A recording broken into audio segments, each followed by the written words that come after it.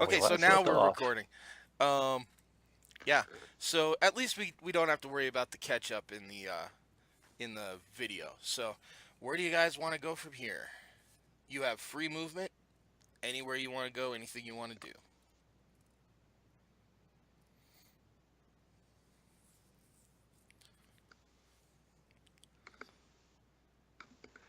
Unless Gordon gets shooed away with the battle axe. Um, no, he's not going to get shoot away with the amount of tip that Kazira gave Nogan. He's very definitely going to allow a bird to just perch on top of his bar. Um, he's very happy to allow that. I'm going for food and drink. But Awesome.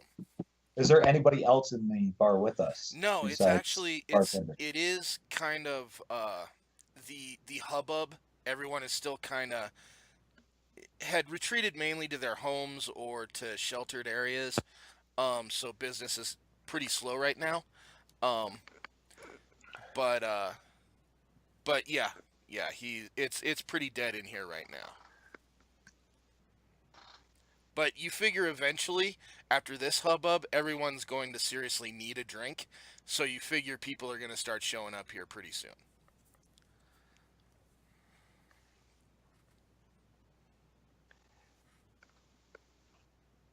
All right. Yeah, just grab some food Okay. I I'm kind of in the mode of thought to keep kind of inconspicuous and all that. So if I'm hoping the townspeople wouldn't recognize us as the ones that brought down the fire giant. We can just kind of peacefully go about our business and turn in. Okay. Less attention on us, the better. Okay. Well, you guys, Nogan kind of claps his hands. Uh, hey, oi, Nob, you Sally lad, get out here, bring the food for our esteemed guests. And Nob, a little, looks like a gnome. He almost looks like a child, but because he's a gnome, you kind of think he's maybe in his maybe late 20s, early 30s. Which is still fairly young for a gnome, comes scuttling uh, out of this back room here, um, carrying a big old tray, loaded with what looks like this big, thick, beefy broth with chunks of pork and carrots and potatoes, steaming, piping hot. Whips out four bowls, a big old platter of bread, um, and a large bowl of what looks like fresh fruits. Um, Lines them all up along the bar here for everybody. Nogan reaches back, pours a couple of, like four big. He calls them a pint, but you'd almost swear it's a gallon. Um, uh, It's a German-sized German it's beer. it's a German pint, yeah. It's Um, when you go to Germany, they give you a picture with a handle and yeah, say, "This is a mug," and you're laughing. yeah, Yep. They use metric. it's a German pint. So There you he go. slams down 4 pints of big frothy ale. And as you kind of put it to your lips, it's something kind of new and novel to you. It's actually chilled. You don't know how it's done. You don't know why or what's happened, but it's cold. Um, and yeah, Ah, and uh, he begins to And regale novel. you with tales of his past exploits, the Etten that he brought down with with his pinky finger, and uh, the the beholder whose eye he still keeps buried in a safe down in the basement, and it's ooh. he begins to regale you with a number of different tales, and a lot of which you kind of begin to take with a grain of salt, but you kind of think that while he probably has done some of these things, the extent to which he's done them is probably a little uh, creatively embossed, we'll say. Um, Then again, there is that Lucille on the wall, so yeah, Lucille still not going to definitely. tangle Yeah, with him. you definitely get the idea there. No doubt that he was successful in all of these adventures, but the you kind of think that yeah, he exaggerates the heroism a bit. So, um, It happens. but yeah, you guys begin to finish off your food, drink down your ale. Um, as you're going, you begin to actually notice some people starting to file in, take some seats. Nogan and Knob start handing out drinks and various platters of food to everybody, and um, you kind of overhear Knob and Nogan kind of tell everyone, no worries, lad. This is on the house. It's on us. You get fed. You go take care of your family. And he so yeah, he's kind of a bit of a philanthropist, you think. But yeah, eventually you start to notice through the windows that it's starting to become dusk. The sun is starting to hit the horizon. Lights starting to go down. Lantern lighters are passing by, lighting the street lamps. Um, and the usual dinner crowd now starts to pile in. And it's starting to get a little thick in here with people. So this is atypical. This attack, like this is like first time in uh, decades. Like they've had something like this roll through their town. Are you asking Nogan? Yeah, Okay. It takes him a while because now that we're starting to get a he's little busy, busy. yeah. Yeah. Now that things are starting to get a little busy, and some extra staff has started to come in, um, uh, and taking care. Once he gets back to the bar, he says, well, this is honestly the first time I've ever seen something like this in this town. Usually, once in a while, we'll get the odd, you know, barbarian raid or maybe a minor crime spree from one of the guild syndicates, but nothing on this scale, man. This is a first for us. Has there been any hubbub leading up to this? Did anyone see anything odd in the forests before this? We've heard tale of this new island forming. Has there been any other anything along those lines? Some strange happenings about? Not in our parts, though we have heard tale of some odd goings on out at Lickberg. Uh, Is that Lichtberg? Lichtberg, yeah. Okay. What was the deal with Lichtberg? Let me bring the map back up for you guys, so you can get an idea geographically, kind of what he's talking about here. So we're in Gamlet. Yeah. Oh, Lichtberg. So yeah, by the forest by the Castilian Sea. Okay. Um, he'll tell you. Yeah, we usually do a lot of trade with them. Um, Mainly timber from them. And we usually send down fish and uh, food and supplies like that. But lately, they've gone kind of quiet. Um, Traders have slowed down, and caravans don't seem to go as often as they used to. Um, it's kind of odd, but this fire giant, now that no, we've never seen anything like that on this scale before. No sign of it even came. This was literally out of the blue. Hmm. Oh, pardon me, pardon me. No And problem. he leaves from behind the bar, and you see him kind of pick up a man in the corner who's kind of passed out. A bit of ale spilled over his chest, and he just kind of picks him up and takes him back to one of the to somewhere in the back, probably to sleep it off or something like that. Yeah, I'll just kind of settle up close to some comrades and kind of whisper in and say, uh, the Three Hammer story, the prophecy, it spoke of like a emerald.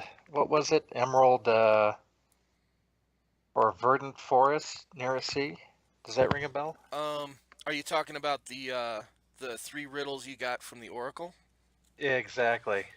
Yes. One was uh, where fire rises from water. There you shall Yep. find Gul'tan. Where ice meets the sky. There you shall find uh, uh, Moritan. And where old stone Yep. forms the heart of new wood, there you will find Shaitan, the hammer of life. Hmm. Okay. New wood. So, being a logging town and probably having a forest nearby and some odd happenings, that might be the next best place to go look for Shaitan.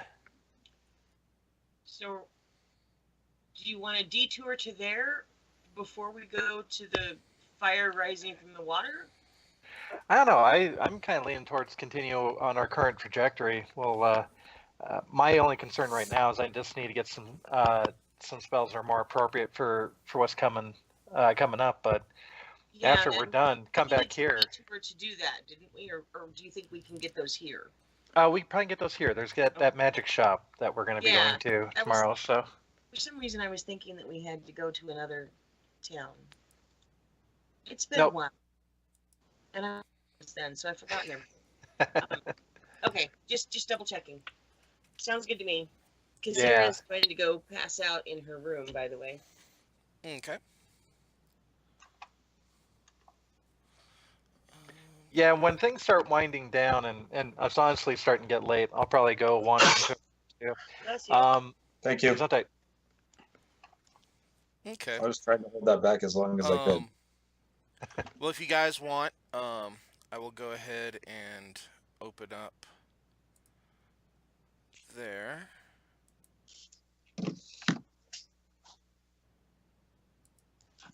So you guys should be able to get back into the back area.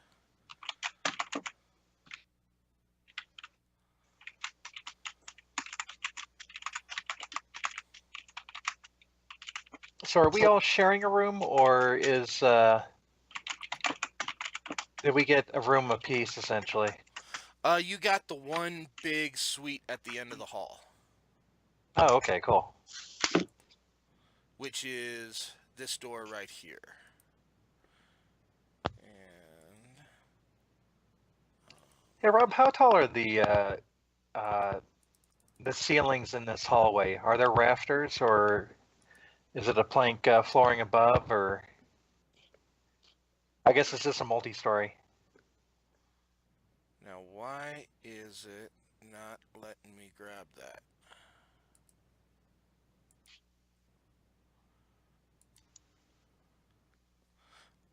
It's a single story area.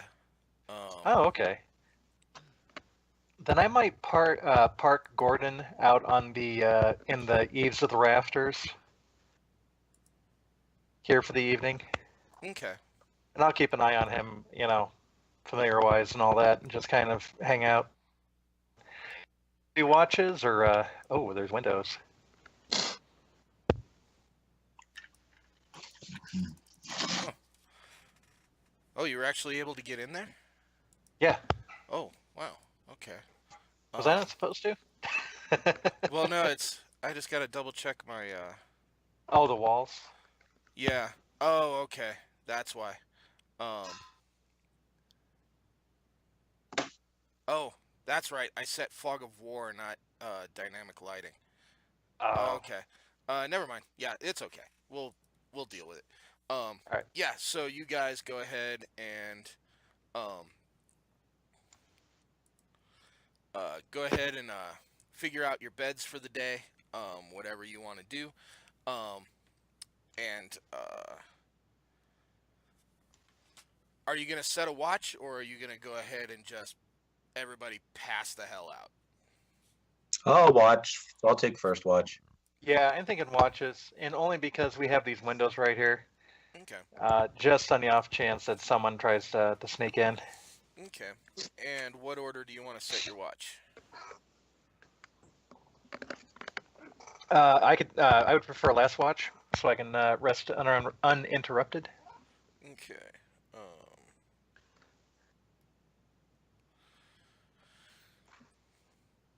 Anyone want to take first? I just said I'd take first. Yeah, Okay. yeah, he's volunteered. That gives me middle watch. I'm good with that. If you want to take first watch, I'll take second. I'll take the middle watch. Oh, I was reduced to 4 hit points. I would like a nap. Yeah. Oh, you got like 88 hit points back. Oh, that's right. Okay. Yep. I can take first if you want. I'm cool with whatever. I just thought that if you needed to rest, I was like, take first stop, and then replenish your stuff. Yeah. Nah. Okay. I'll take first watch anyway because I was being friendly with the bartender or whatever and paying him boatloads of money. So you go ahead and rest. Better Cool. if the warrior has the best rest, dude. Okay. So you guys go ahead and take your rest. First watch. Nothing happens. So Thargus, you get to go ahead and wake Kazira, go back to bed. Second watch. Nothing happens. Kazira, you get to go ahead and wake Gabrian, go back to bed. And Gabrian, on your watch, nothing happens. So, Oh, nice. it was a That is nice, easy, relaxing evening. Time for breakfast. Time for breakfast. Nogan is, Bacon? as always, at the bar early in the morning. You begin to wonder if this man ever even actually sleeps. Or what he is. And Knob isn't around. Although you see a young, kind of early to late teen, or early to late 20s, or early to mid 20s, dwarven female, coming out of the kitchen. She brings a big old platter of bacon, Bang and a couple of plates of freshly scrambled eggs and biscuits, for everybody to dine on, for breakfast. And Nogan waves it off. Your tip will still cover breakfast. Oh, right on. So yeah, he's Thanks, sir. yeah. You throw him a big old hand. You throw someone a big old handful of gold for something that would have cost maybe one. You're gonna get a couple meals for free. So Hey, I wanted some service, so I, yeah. do not have a problem with this. And yeah. So you guys have a nice, fresh, warm breakfast. And the day is now yours. Hey, we should leave one of our flyers with Nogan. Okay. That we're Which looking one? for- One of that your we're hiring. looking for. Oh, that we're yeah, hiring at the Keep of Three Hammers, yeah. and Yeah. let him know if he knows anyone of, quality, looking for some work. We'd be happy to find them a home. Because it seems like he's kind of the guy who knows the shit around here. Actually, hey, Ravantha! And the dwarven female kind of pokes her head out. Oi, what you want, you bastard? And Ravantha, I think these guys might have something you might be interested in. And she kind of comes out. Oh, really? And what the hell might that be? Are you gonna hand her a flyer? Yeah. Yeah. Okay. She kind of takes it out of your hand, kind of looks at it, kind of smacks her teeth a couple of times, rolls it back up, hands it to you. Well, how much do you pay? It goes silent. Wow. I don't know So, what is Mostly the what is that's payment, room and board, and our seneschal definitely will make sure that you've got pocket money. And I don't think we've ever actually discussed that.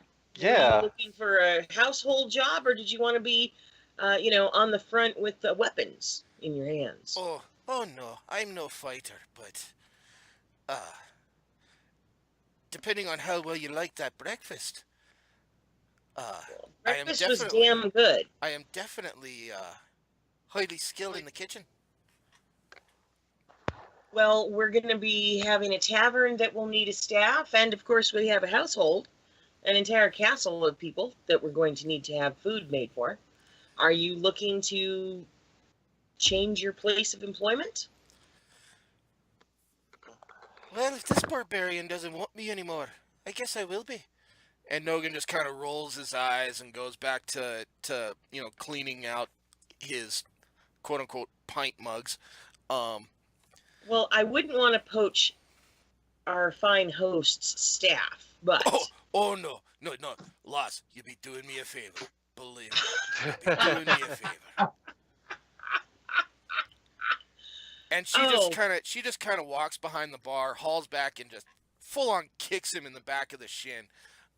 He doesn't really flinch at all, but he just kind of grunts and giggles a little bit.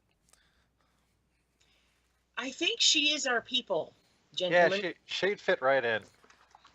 I will write a note on the back of the flyer telling our staff that she is a hire as soon as she arrives, and I'll give it back to her with instructions that when she is ready to quit the premises, she can make her way to the Keep of Three Hammers, or I'm pretty sure we'll be coming back through town on our way home. If she'd like to wait for us, she can go home with us. Since I don't think she wants to go hiding off. The faster I can get out of here, the better. I'm gonna go pack right now, and she heads back into the kitchen, and just you hear a bunch of clanking and shuffling, and she comes out. She's actually about 10 minutes later. She's looks dressed for travel. Thick leather jacket, riding hat, thigh high, or at least for her, they're thigh high boots. For you, they'd be about a mid calf. a mid calf. But yeah, she comes out. Well, Nogan, I can't say it's been a pleasure.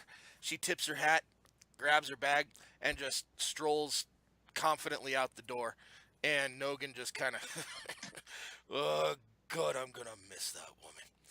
And but I can tell you, you're getting no finer cook in the Three Realms.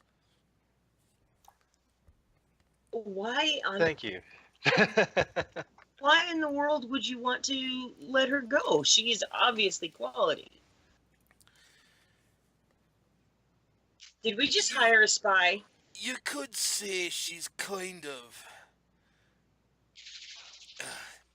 It's weird to put it in human cultural terms. She's me mother. Really? You okay? So does that make us in-laws? Adopted? It's. I was very much adopted. I don't know if you can tell in me manner of speech, but I was adopted by dwarven parents. And, well... Did you happen to have fallen off of a wagon, and do you have a crown scar or birthmark? Do you have red hair? Well, I've got a bit of a boil on my butt, but I don't think it qualifies me for royalty.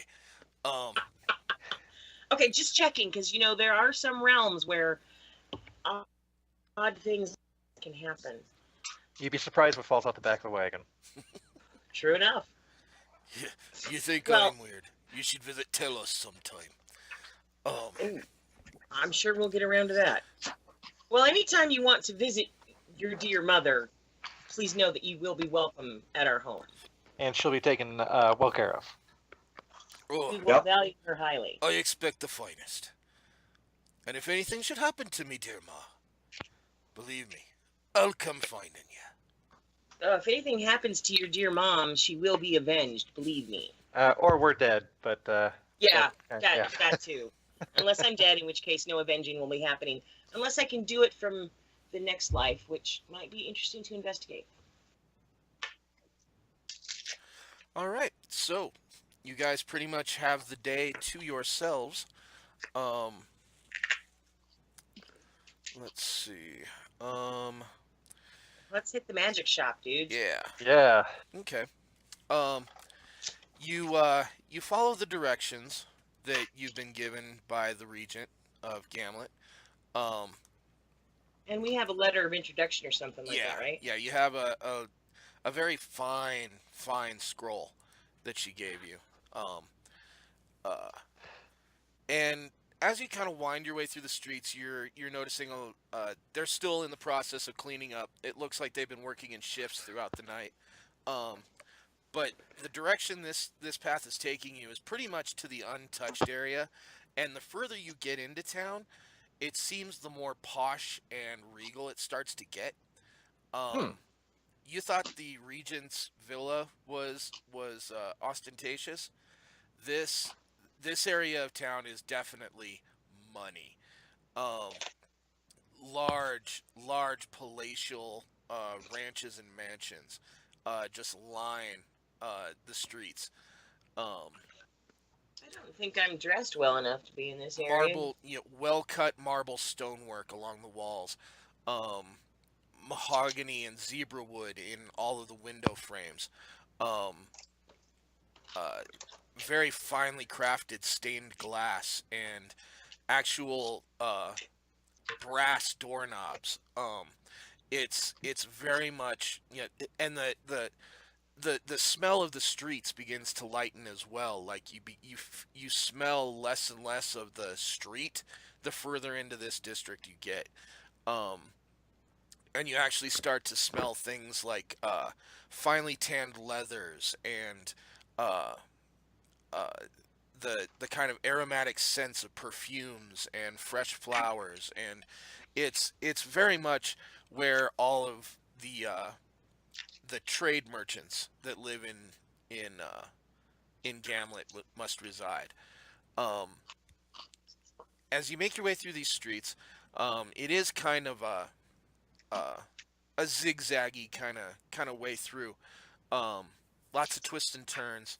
Um, but you imagine every alley and every kind of narrow way is lined with um, iron torches and lanterns, so that everywhere at night is really well lit.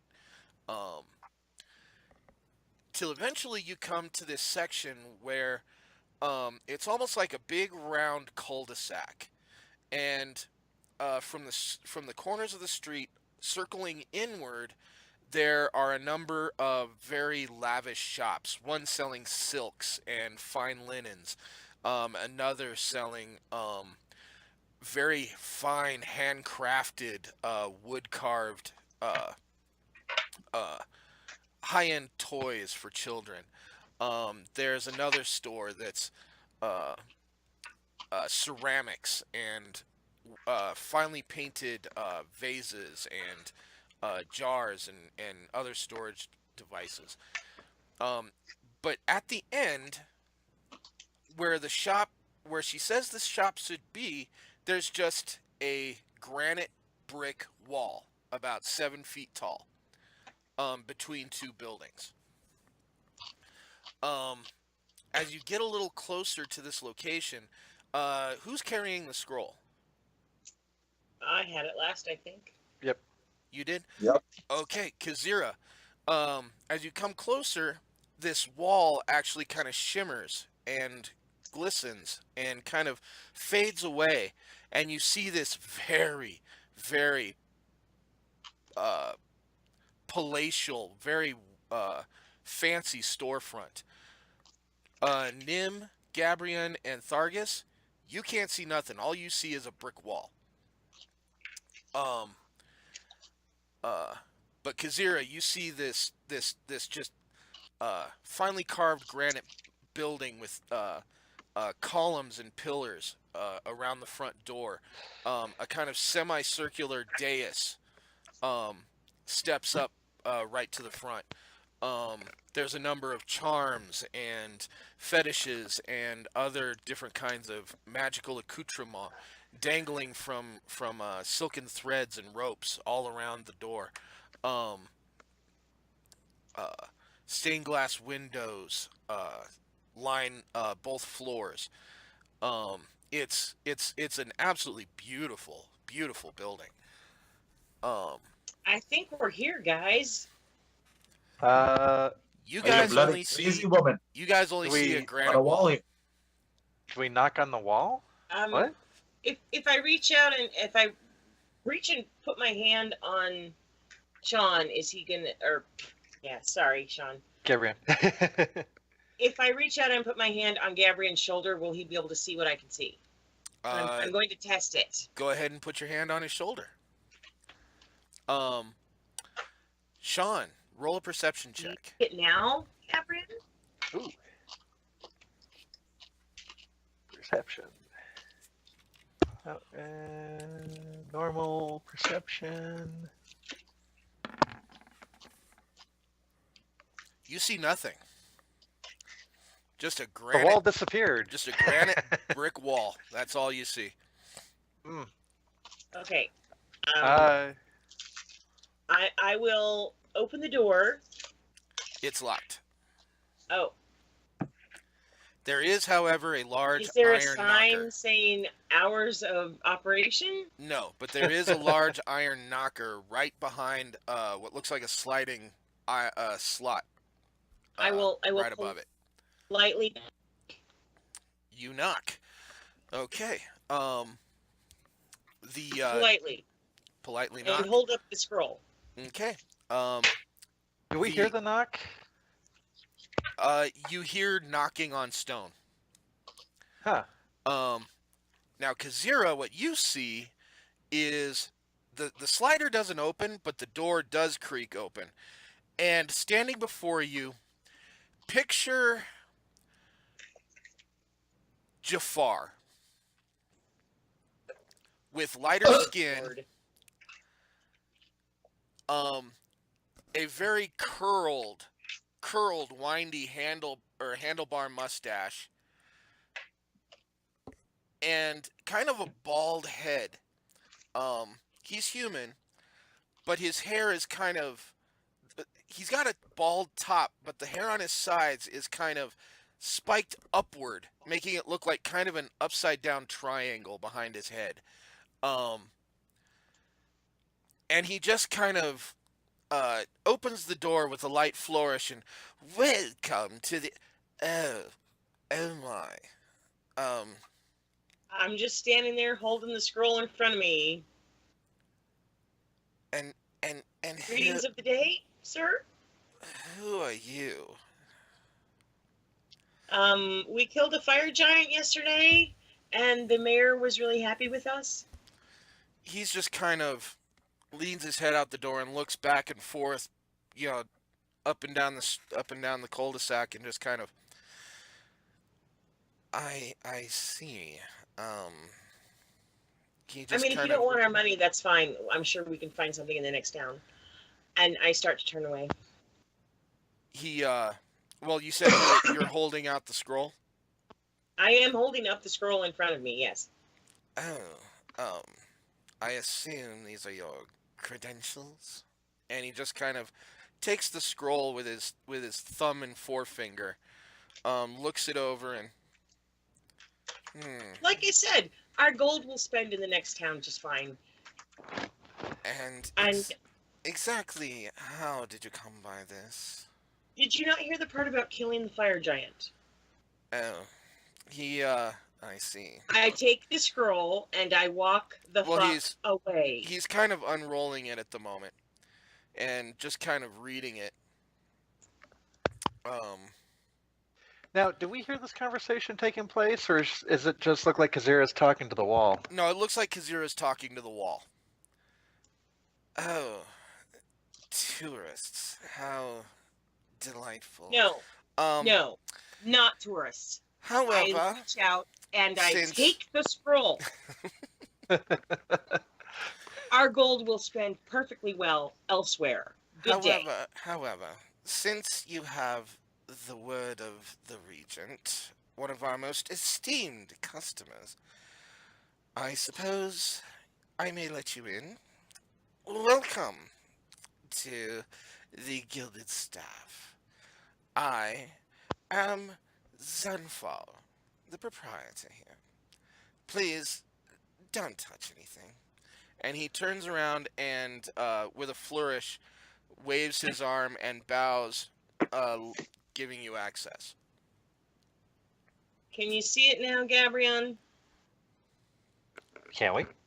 Or should I make another perception check? He just kind of, as he's standing there waiting, just kind of looks over his shoulder and, oh, that's right. And you see him make a couple of gestures with his hands, and then waves them to the side with, kind of like very gayish jazz hands kind of thing. And yeah, now Sean and Kazira, or Sean and Gabrion and Thargus, Kazira. Thargus and Gabrion, the wall kind of fades and shimmers away, and you now see this large marble pillared storefront in front of you, and the very snootish looking proprietor standing in the doorway, Who's no longer holding the scroll. who now steps aside and waves you all in. I'll just stay here by the door. You get what you need, Gabrion. Yeah, I'll stand by the door because this does nothing for me. Okay. I Sean, you can't going in? Magic. Really quick, did we bring the hammer with us, or is it safely back at the key? Safely back at the key. Yeah. Cool. All right. Good deal. Yeah. From what I remember, We had Moritan it. is back in the vaults of Belenost. Secretly hidden somewhere where only we know where it is. Yeah, it's presently locked away in the vaults of. Or no, you guys still have it. I think. I don't think you've actually returned it yet. What, the hammer? Yeah. Oh. No. Did you We take had it back the to hammer. Belenost? Yeah, we did. Yeah. Oh, We okay. took it back and Yeah. we hid it in the keep, and then Yeah. then we had the encounter with dumbass Liege of stupid, and Oh yeah. then we hide off towards the volcano to find the second one. Yeah. All right. Cool. All right. Good. So the hammer's not with us. All right. Yeah. Okay. Well then, I'm going to Because I would have saunter. already used it on that dumb fuck. Yeah. Um, I'm going to saunter on in. you saunter on in now, Gabrion. Uh-huh. This is a magic store beyond any store you have ever seen in your life. Roll an Arcana check. Ooh. Arcana. 21. Oh yeah. This place almost hums. It almost vibrates in your being. I kind of rub my eyes and temples real quick and Yeah. kind of let it adjust a little bit, and then kind of look bleary-eyed. You have Among literally the, walked into Willy Wonka's chocolate factory. If If Willy Wonka were a jackass, if you had rolled much lower, you would have shed a tear. This is literally the there's no way to really describe. One wall is lined with finely crafted staves, with a number of wands in large cases in front of it. There's what looks like one half of the building. On the other side is just floor to ceiling. Which, by the way, outside you noticed a 2-story building. In here, it rises up about 4 stories. There's a 4 stories worth of books and scrolls and librams of all different kinds. Some are actually chained into the fixtures themselves. There's an entire kind of environmentally protected circular room in one corner, lined with potions and oils and phylacteries of all different sorts and types and colors. There's a number of cases in the center of this building, or the first floor, filled with various types of leather and fur gloves and metal gauntlets, and at the very back of the room, the very back, is a large raised stage, um, with a number of, it's about 6 feet by 6 feet wide and deep. Um, and against the wall is a large is about a waist high plinth with a display rack on it with and on this display rack is a set of what looks like finely crafted uh dark blue steel chest armor, with shoulder pauldrons, and gold and silver inlays, runes of all kinds of magic inscripted on it. It's surrounded by metal bars, and a large kind of uh, rainbowy, rainbow-colored shifting field glistens around it. Um, it's this store is, and everything is of what you esteem to be probably the finest quality. These guys don't take secondhand stuff. Everything is of the finest craftsmanship. Wow. I kind of take it in for a moment, and I'm probably visibly nodding my head in approval. And then when I actually see the prismatic sphere, I'm like, I actually kind of get giddy and clap my hands. I walk over to it and pull out a piece of from my bag of holding, and I poke it into the sphere to see if it like melts or catches fire or anything like that. No, It's no, probably no, so don't, horribly uncouth. oh, dear. Please refrain from approaching the armor. Thank you. All Um, right. I kind of get despondent for a moment and put it back in my bag. But then I turn around to the proprietor and I say, "We are going on an expedition here very shortly. I am in. I am interested in some articles that will protect from fire, uh, as well as articles that can do any kind of cold damage, cold effects, wands of frost, etc. I'm also. It looks like, and I gesture towards the bookshelves. It also looks like you have some spell books. they're mainly just textbooks on magical theory and lore and things like that. We don't carry personal spell books, if that's what you mean. I do, however, have blank spell books that you can purchase to fill for yourself. However, mages are very Particular. personal with their Yes. personal spell books, as I'm sure you quite understand. I do, but I also know that we are learned people and we like to share knowledge, train, educate, and expand the mental horizons of our fellow spellcasters. Make a Is there such persuasion individual? check. All right. Oh, that requires charisma. No. Nice. Do you need me to come over and give you Oh. a hand? Actually, 18. My charisma rocks, dude. Have I piqued your Rudian proclivities?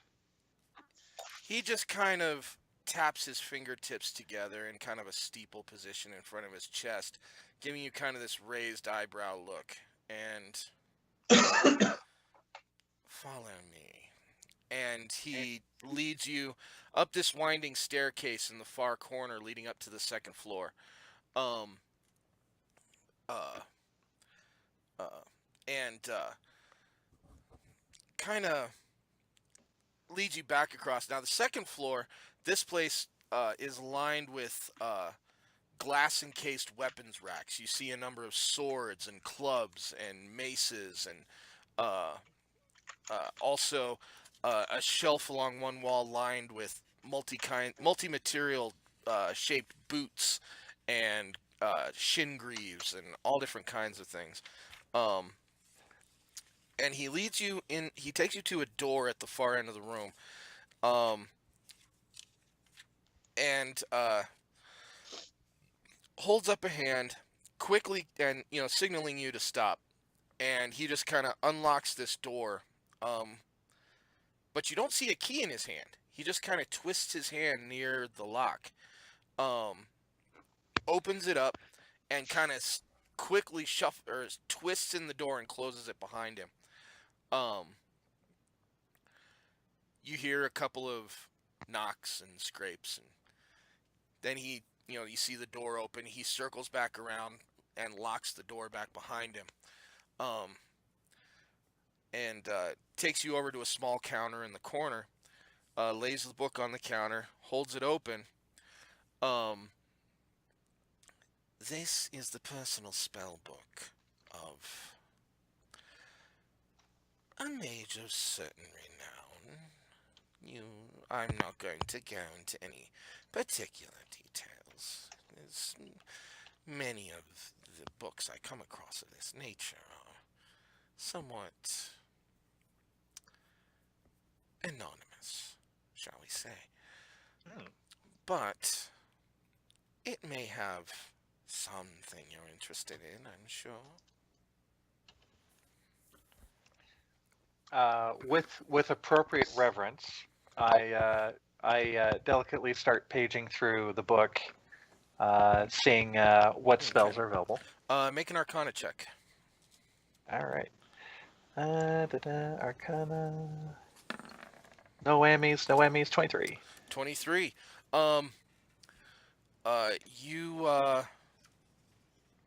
You definitely recognize the spells in this book.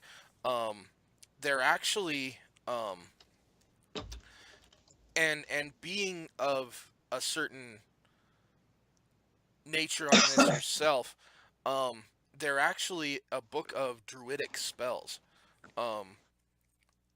And you're actually beginning to notice a certain kind of natural flourish within these spells. Normally, druids don't record their spells, which Yeah, this is kind of odd. which leads you to believe that this is a rather unique tome. Why a druid would do this. But you do notice a druidcraft spell, along with poison spray and shillelagh. One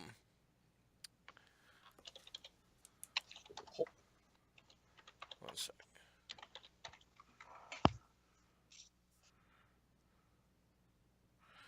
And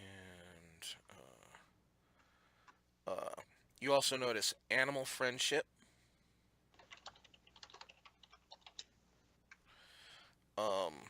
Speak with animals.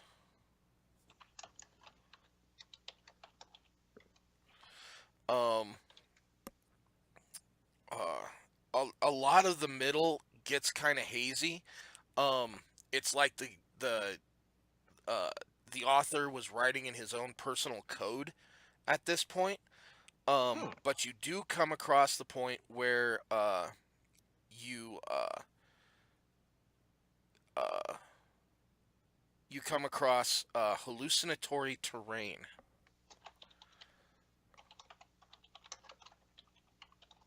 Huh. Okay. I'm actually kind of fascinated by this. Now these are druidic spells that have been put into this tome. Are they still druidic in nature, or are they arcane? These spells are druidic. They very much can only be read by one of druidic persuasion, as well as cast by someone of druidic persuasion. Anyone else would not be able to recognize these.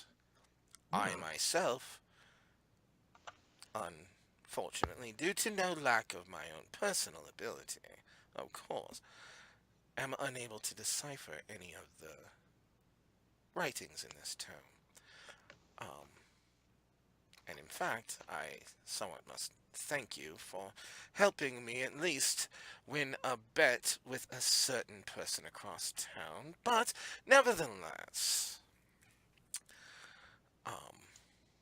this book will run you,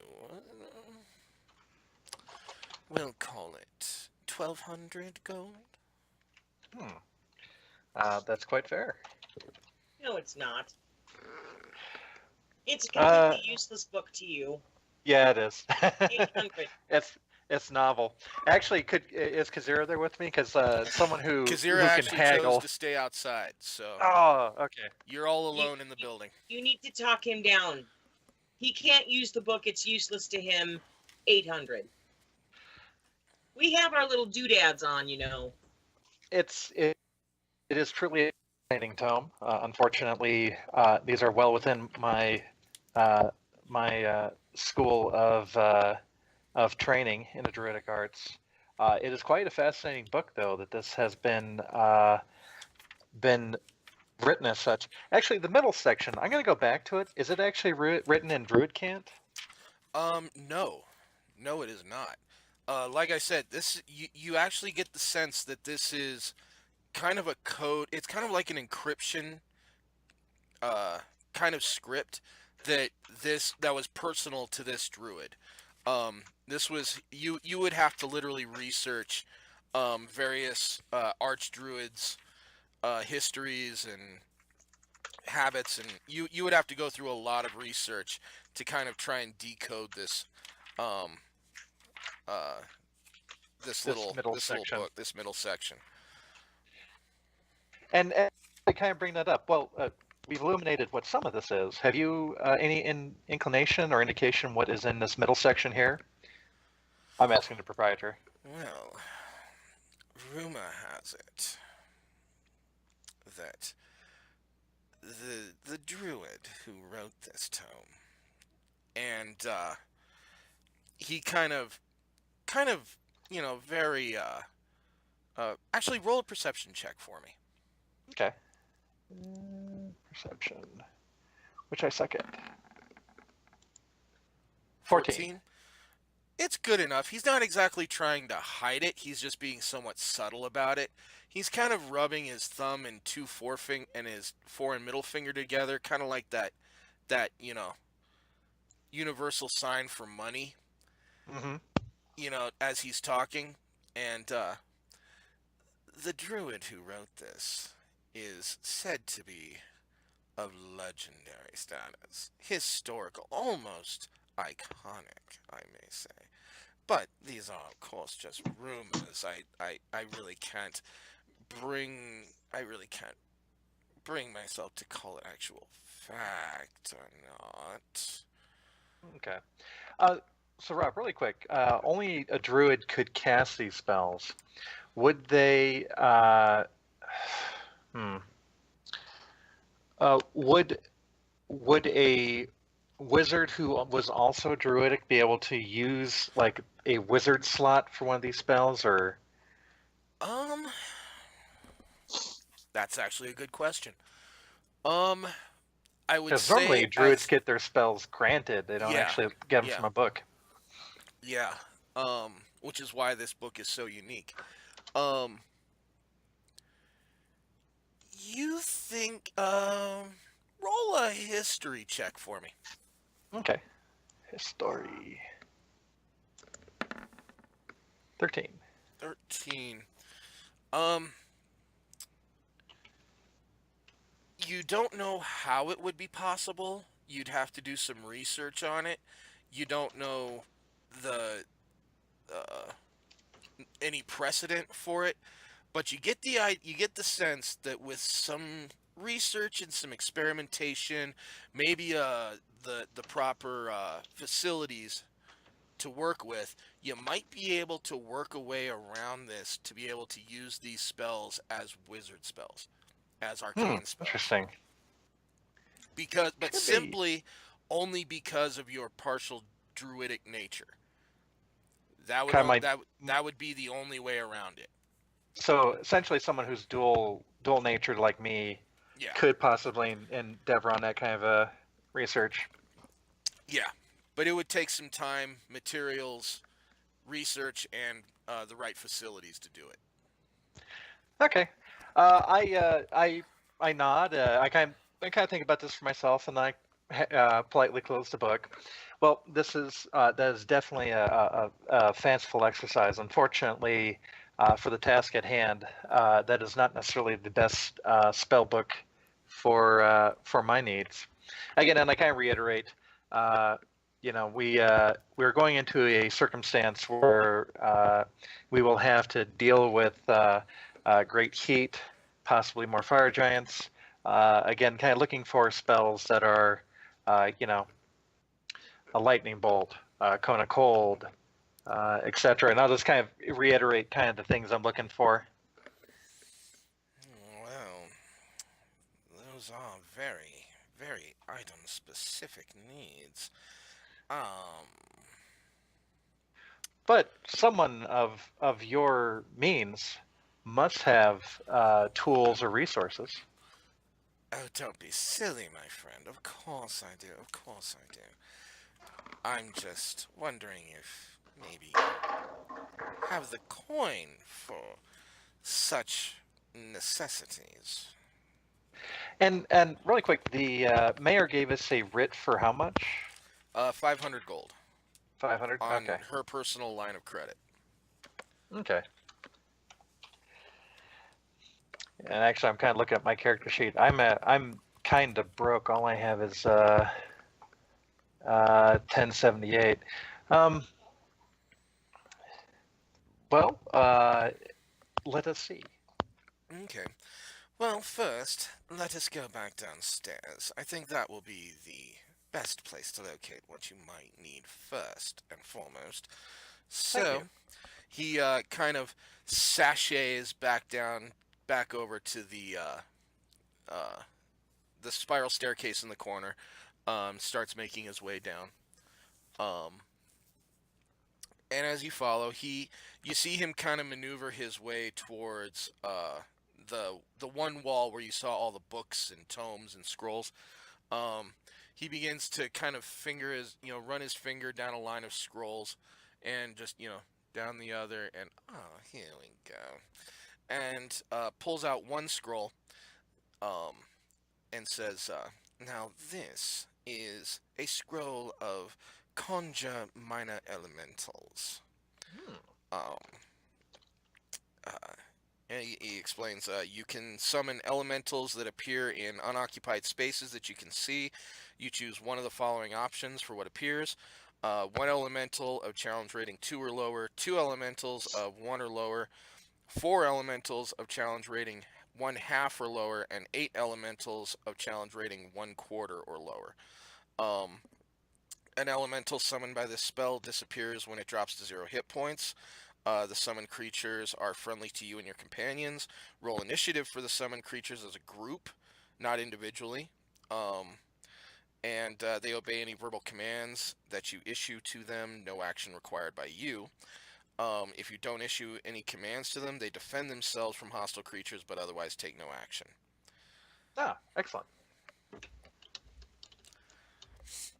Um, How much for this?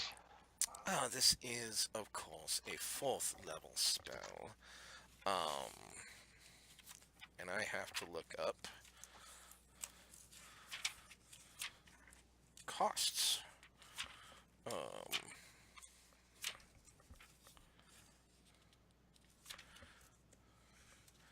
No, that's types of treasure. Okay. Scroll of 4th level.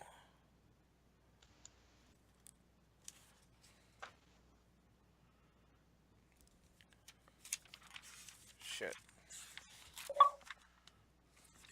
There's got to be something in here. Actually, no, that's my pre-generated ins. Where is my shops and stores? I've got too many references. Adventuring gear,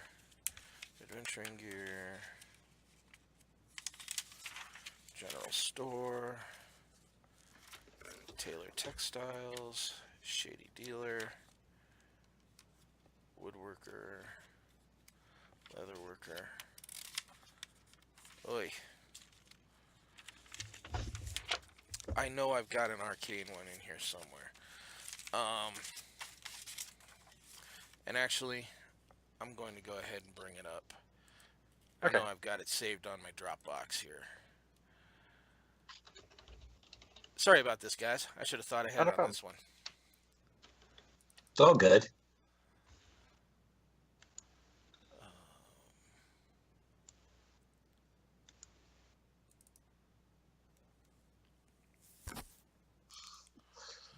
Okay. Blacksmith Armory. Adventuring Supplier. General Store. Leather Worker. Shady Dealer. Temple Faith Supplies. Arcane Shop. Okay. Spell Scrolls. Level 4. This will run you, oh,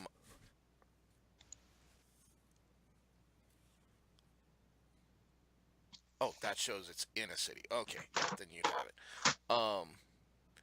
This will run you 400 gold pieces.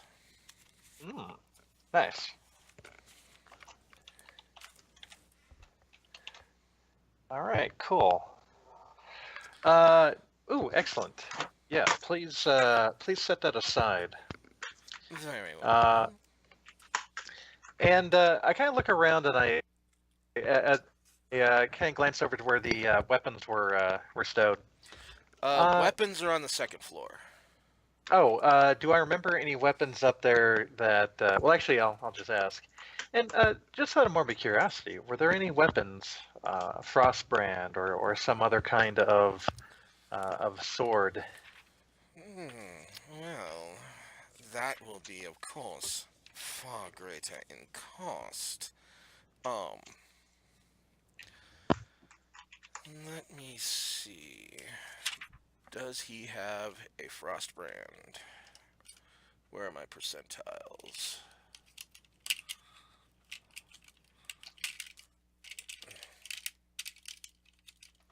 Oh, for fuck's sake, get out of the tray.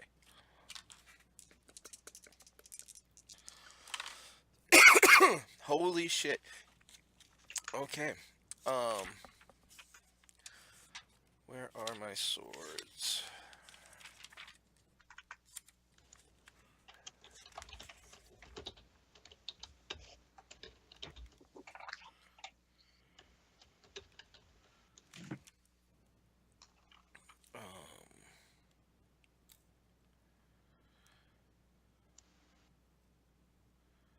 Where are the swords?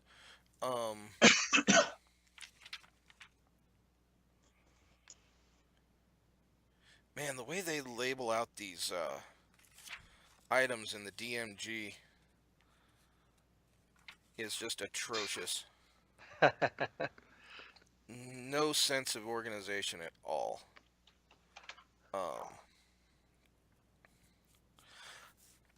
I do believe I might have something you need. And he kind of saunters back upstairs. About 4 or 5 minutes later, he comes back down holding a sword in a scabbard.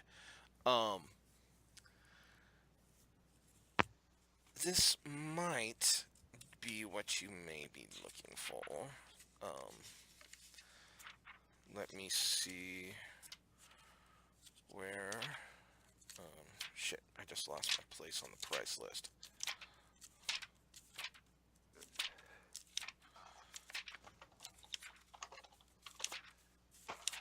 There it is. Okay. Staff. Stone,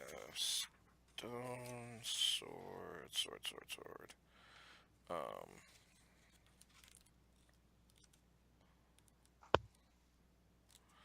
Damn it. Just call it a sword of blank. Don't give it a special name. I swear. Because it's like everything's under different tables. Yeah. And then they put all the actual weapons alphabetically. So I think it's called a Frostbrand is like what the official name is. That's what it is.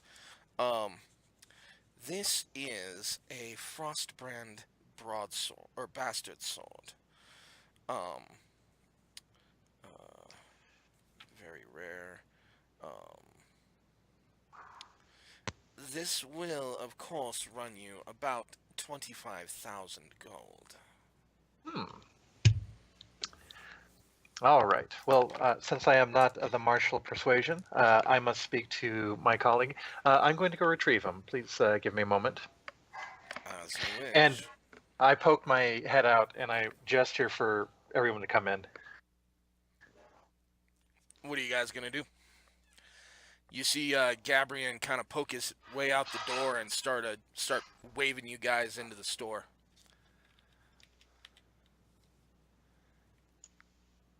Kazira? Thargus? I've you guys been drop off? standing Oh. on the inside of the door. Oh, okay, cool. I wave him over. Thargus? You need some cash. Yeah. Okay. Just making sure everybody's here. I gesture for Thargus to come over and kind of gesture towards the sword and say, give it a swing. Tell me what you think. All right. I swing the sword. Okay. It's basically a broadsword. Well, it's actually kind of shaped more like a almost like a scimitar or a falchion. It's got it's kind of thin at the base by the scabbard, or by the hilt, but then it gets kind of broad and round near the tip. Oh, shit. Let me see if I can get my camera up so I can show you.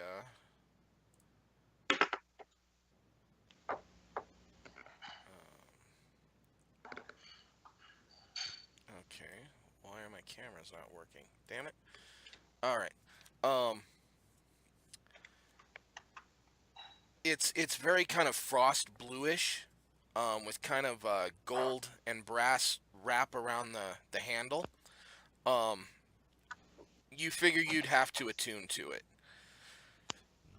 before you really I'm get the feel for Pretty what. sure I am attuned to all weapons. Yeah, there it is. That looks pretty cool. That's what it looks But like.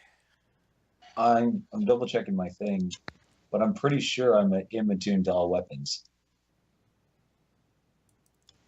Well, no, with magic weapons, you have to actually attune to the weapon. It's like But you're proficient, yeah. yeah. Yeah, I think I am proficient in every weapon. Yeah, proficiency just allows you to wield the weapon. Attuning to it allows you to manifest its magical powers. Okay. I kind of say this could be terribly useful when fighting fire giants. Sadly, and I make the universal gesture for it's pricey. How pricey? Pricey? Oh, what did he say? 25,000? 25,000 gold. Holy shit. Well, I think we would barter that down a little bit, but so 25,000 not the problem. The problem is I'm not paying him more than 15.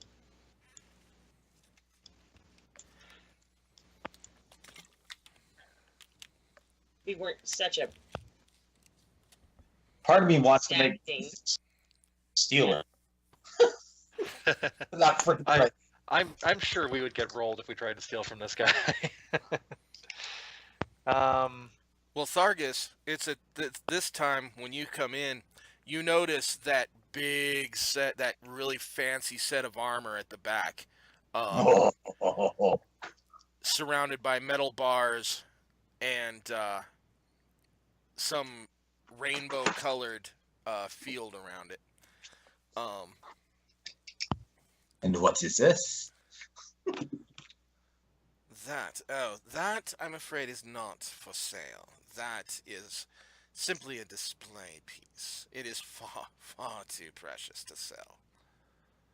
I'm gonna throw an Arcana at it real quick, or History if it's more appropriate. Roll history.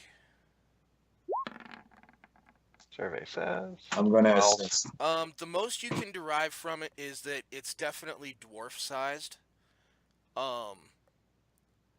but that's about all you can really gain from it. Yeah. I know shit. You know it's about dwarf sized. That's about all you get. I tried to help. I see. So you know nothing about this piece? It seems strange that you Oh, would. I know everything about this piece. This is the jewel of our collection. Well, This, please illuminate the ignorant. this How is. about, ooh, 20 freaking 6. Sorry, I did it twice by accident. Without him having to tell you, Stephanie, really quick.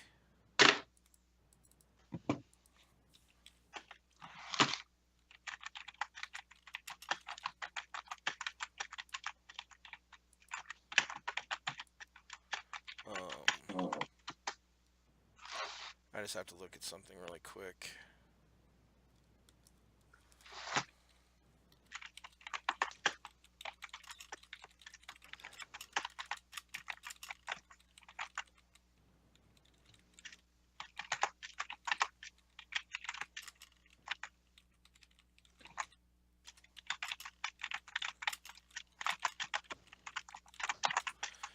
Without him even telling you, that's the information you get. So I'm just going to spit that back at him instead of allowing him to elaborate. I'll just say it's dwarven plate of invulnerability, possibly worn by royalty, which means it would be completely appropriate for you, Thargus. Implying to Jackass of the moment that he is among royalty, so he should probably shape his shit up. Well, this is kind of a thing of confusion. Thargus isn't exactly royalty; he's nobility. Okay, there but is a this difference. dude doesn't know that. But oh Dude no, doesn't no, know nobility from royalty. I'm just implying that Thargus can wear it because he's got the right blood. This is not for sale. It is the armor of the current king's dead father. This is the armor of Corgan Coldshield.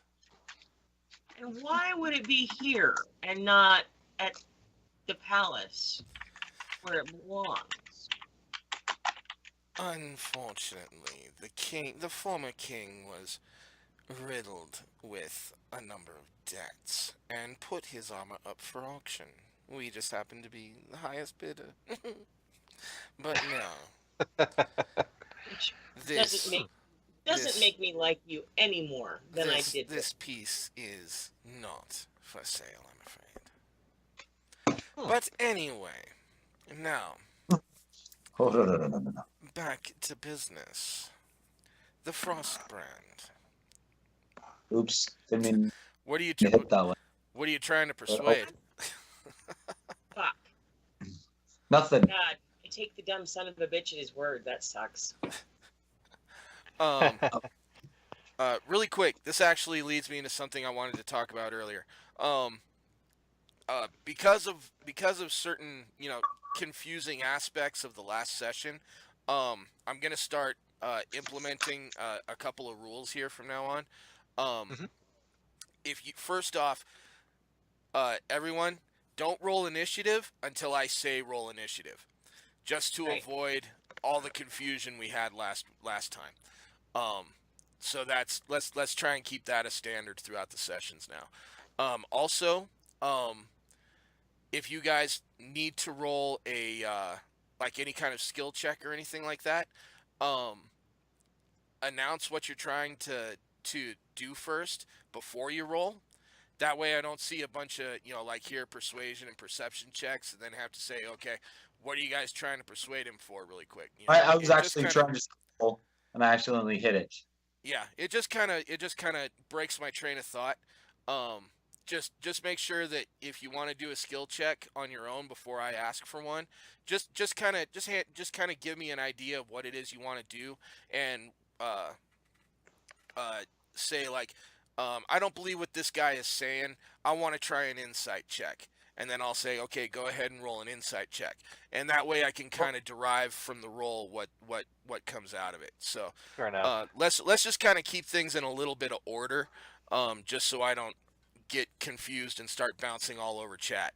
Well, I was scrolling to check out to see what was all there because I was going to see if I could try to persuade him or something like that. But I wanted to check to see like Oh. investigation and Yeah. other stuff. Like persuasion was going to come in, just Yeah. not yet. I wanted to actually. Yeah, just first let me know what it is, what kind of skill check you want to do, because I might have you actually roll a different skill than you might be Which thinking is why it I might be. was looking. So yeah, just announce what you're trying to do and what skill you'd like to try, and then I'll give you the go ahead to do it. So let's just kind of keep things ordered a little bit Oh, yeah. like that from now on. Cool. Yeah, all I right. was. Really, That was really my quick. bad for Yeah. hitting that. I was and scrolling. actually, and going along with persuasion, who among us is most persuasive? It seemed like it was Kazira. Or who has the highest charisma? I have a 16 charisma. Yeah, much better than me. I have a 12. 14. Yeah, I think Kazira is the most persuasive. Yeah, Nim's actually Nim's got a 19 charisma. Oh. Use them. Nim. So I stoop down to Nim. I touch Nim's shoulder and kind of whisper into Nim's ear. As I'm touching Nim, I throw a guidance on Nim, and I say, Okay. "Hey, see if you can get this guy to possibly sell that armor." Real cheap. Okay, first off, I need you to roll, let's call it a deception check to hide the spell casting. No problem. Or are you trying to be deceptive with it? Are you trying Well, to hide it? I'm trying to be subtle about it, so Okay, this would then roll it- probably be. Then actually roll a deception. sleight of hand check. Oh, okay. For the semantic components. Yeah. He kind of raises his eyebrow at you as you're kind of casting this spell and says, I would please ask you to refrain from casting in here. There are certain defenses that you might set off that, unfortunately, might do harm to both my shop and yourselves. So please. What if they step outside and then do it? Actually, I think we've kind of given our. Okay. All right. I would say, oh, I'm sorry. My apology.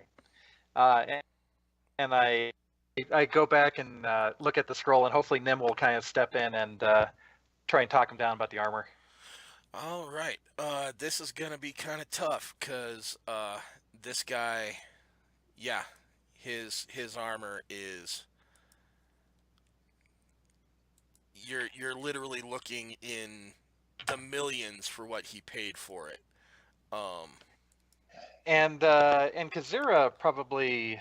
Do you think Kazira could you assist Nim or? I could try certainly assistance. Yeah.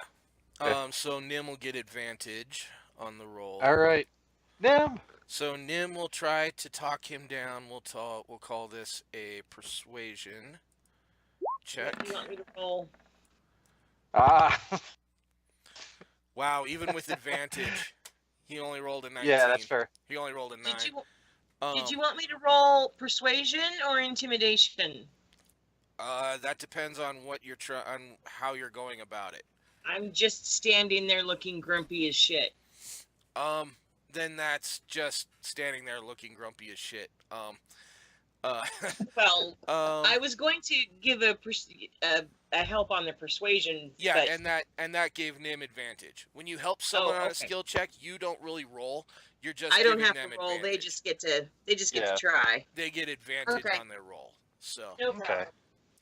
Well, so we have the sword and the scroll, and I think we should grab that spell book too, which is what is that 25, 26. Oh, hold on.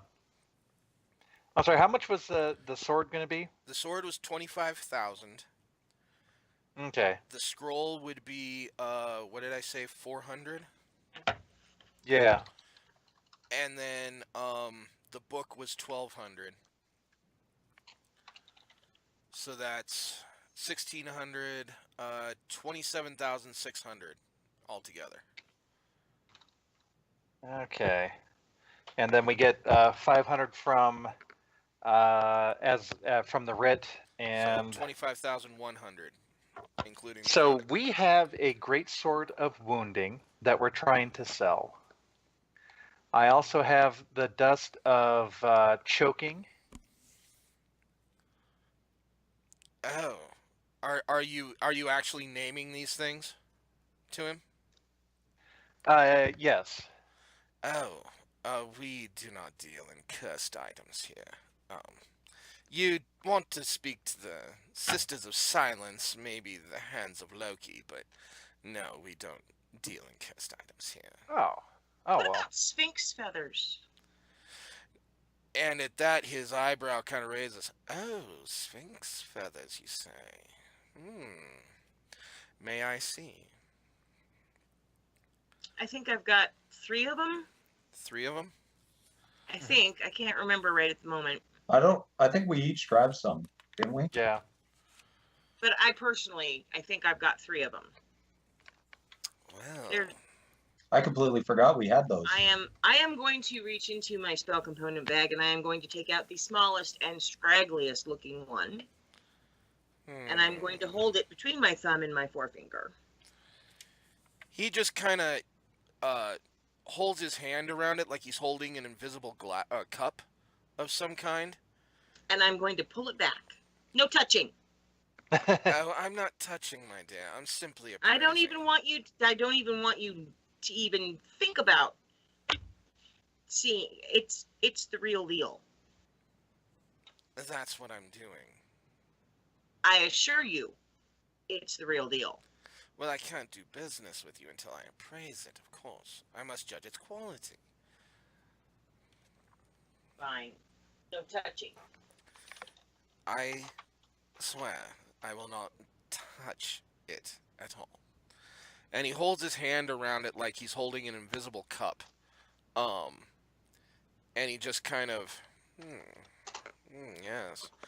Definitely a sphinx feather. The quality is a little. They were under duress at the time. Yes, the quality is a little spartan, but I'd be willing to give you 500 gold for it. Oh, no. Cheapskate. We also have, and I fish out one of the skins. These came from a pair of displacer beasts from down south. Displacer beasts. Ooh. And what were they? The 2 displacer beasts that we skinned. Oh, they're the skins? Yep. Oh, okay. We do have the organs too, and I'll mention in passing we also have some organs as well. He kind of holds his hand over the displacer beast's skins. Oh my. Those are genuine. Oh, how delectable. I will give you 1,500 each for the pair. All right. I'll take under advisement. I had actually heard 2,600 from another party, but now, granted, they are Roll a deception halfway. check.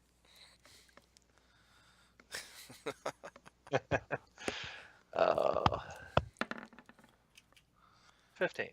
15. He's not buying the bullshit. Well, I can guarantee you no one has offered you 1,600 for something like this. You'd be surprised what you could make from such skins. Oh, I know exactly what can be made from such skins, my boy. And then I kind of think about it for a moment. Would you be interested in materials claimed from a recently deceased white dragon? I might very definitely be intrigued. So I know that the dragon skin has been converted into some cloaks. The skull is actually being processed by the taxidermist in Yeah. Felino. So all we have right now are some scales, blood, and claws. Does that sound right? Or did anyone grab? Did anyone use those? I just only have scales. Okay. I grabbed scales and I grabbed meat. Yeah. So I guess we have the scales. We have some blood and claws from a white dragon. And I have a dragon heart. Let's see. Oh wait, we have the heart. At this You're right, point, I went though, and got notes. anything fleshy will have totally rotted and dissolved away by now, without proper cooling and storage. At this point, it's been long enough. It's fairly rotted meat at this point. Because a bag of holding doesn't keep things fresh. But the scales and skins, those are able to keep for a little longer, or for a lot longer. So, the blood has probably turned to powder by now. Oh, we would have had it in a bottle though, corked and sealed. Yeah, but still it congeals, even in a bottle. Okay, that's fair. So I'll say still powdered blood would still be a very useful Okay. magical component. But any fleshy bits will probably be a little browned and That's somewhat, fair. yeah. But he will take the scales. He will offer you let's see. How many scales do you have? Because I know you needed some for the cloak. We took the skin and scales to do the cloak. Yeah. I am not sure how much of that was needed for the cloak. And really quick, the cloak's on. The cloak is with Julian, right? Or did we No, actually? it's still being made.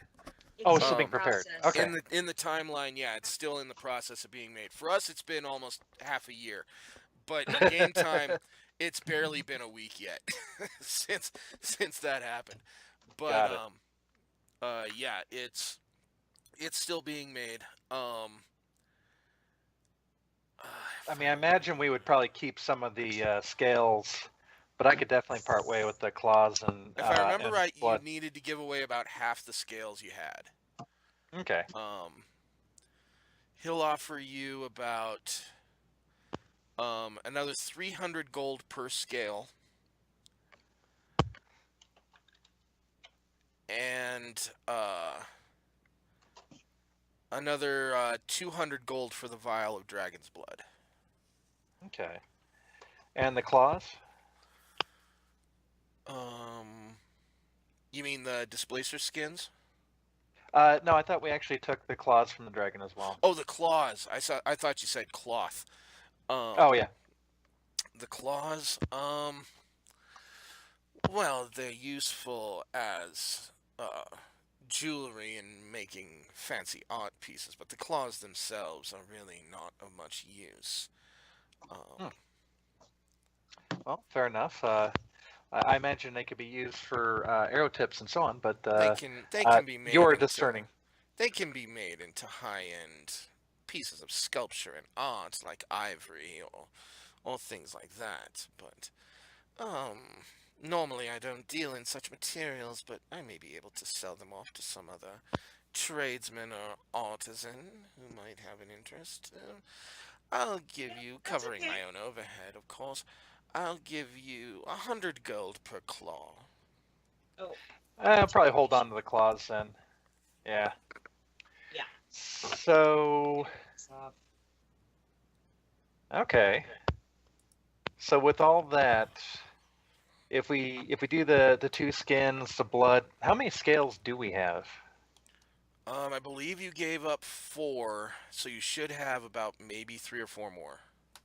So 4 scales, huh? I would only consider giving away 2. Does that seem fair, or do we want to? I don't know. Does anyone have any interest in keeping those? I kind of do, but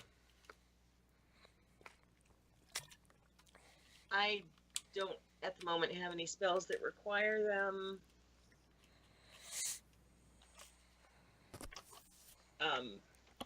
And I don't know if I have any in my own personal inventory or not. And if I do, I'm not giving them to this jackass. Okay. All right. I think maybe just 2 scales for now.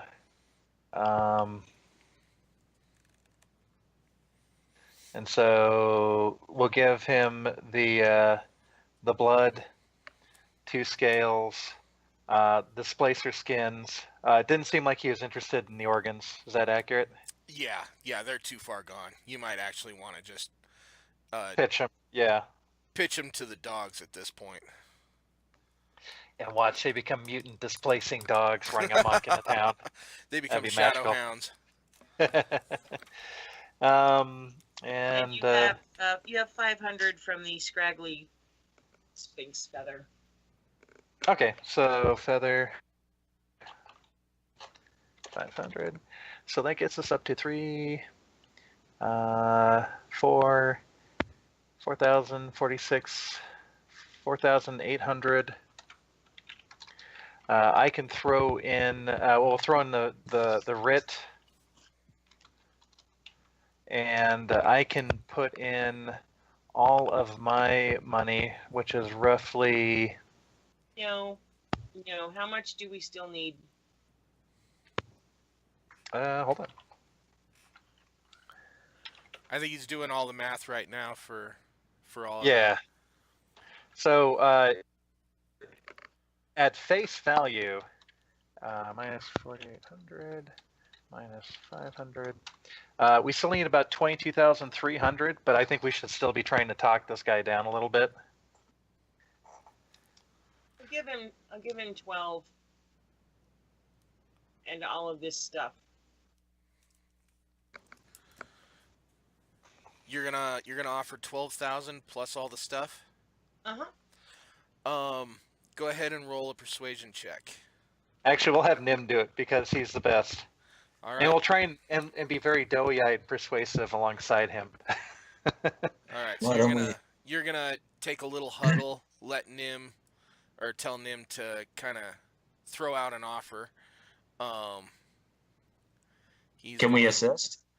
Well, one person can assist. Multiple people don't really do anything. I think helpful. again because Kazera is the Kazera, most then. persuasive. Yeah. Yeah, so Kazira can help and give him advantage. So, persuasion. 14. What does this guy think? He thinks he can roll a natural 20. Damn. And God damn it! he's just going to oh, that is Gabrielle, how badly do you want this? that is so adorable of you. Oh, I must at thank you a, for that. On a scale, Gabrielle, on a scale of we can walk away to we're gonna die without this shit. How bad do you want this? Honestly, if we're to walk away with anything, just the scroll would be terribly useful. I could always come back for that book.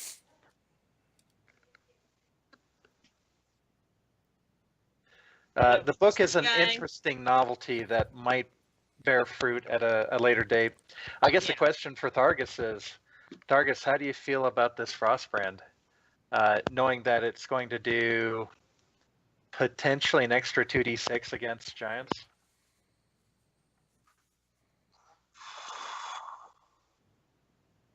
Got my eyes set on that armor. I know, the armor's kind of sweet.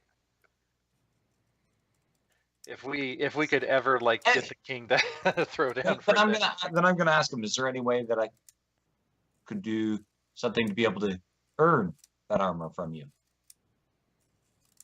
Do you do rentals? No, I'm asking him what would I have to do to be able to earn that armor? Well, first, you would have to become the king of Belenost and override my possession of it. Second... Oh, so we just need to slit his throat. That's what it seems like. I That's what he snicker. just told us. I snicker for a moment, but then I say, "Oh, please go on." You would have to become the king of Belenost and dissolve my corporate charter, which, unfortunately, you require a much, much greater amount of evidence than most people could ever accomplish in their lives. Second, no. Just no. Well, we're already in favor with the King of Belenos, but returning that armor to him would be quite the feather in our cap.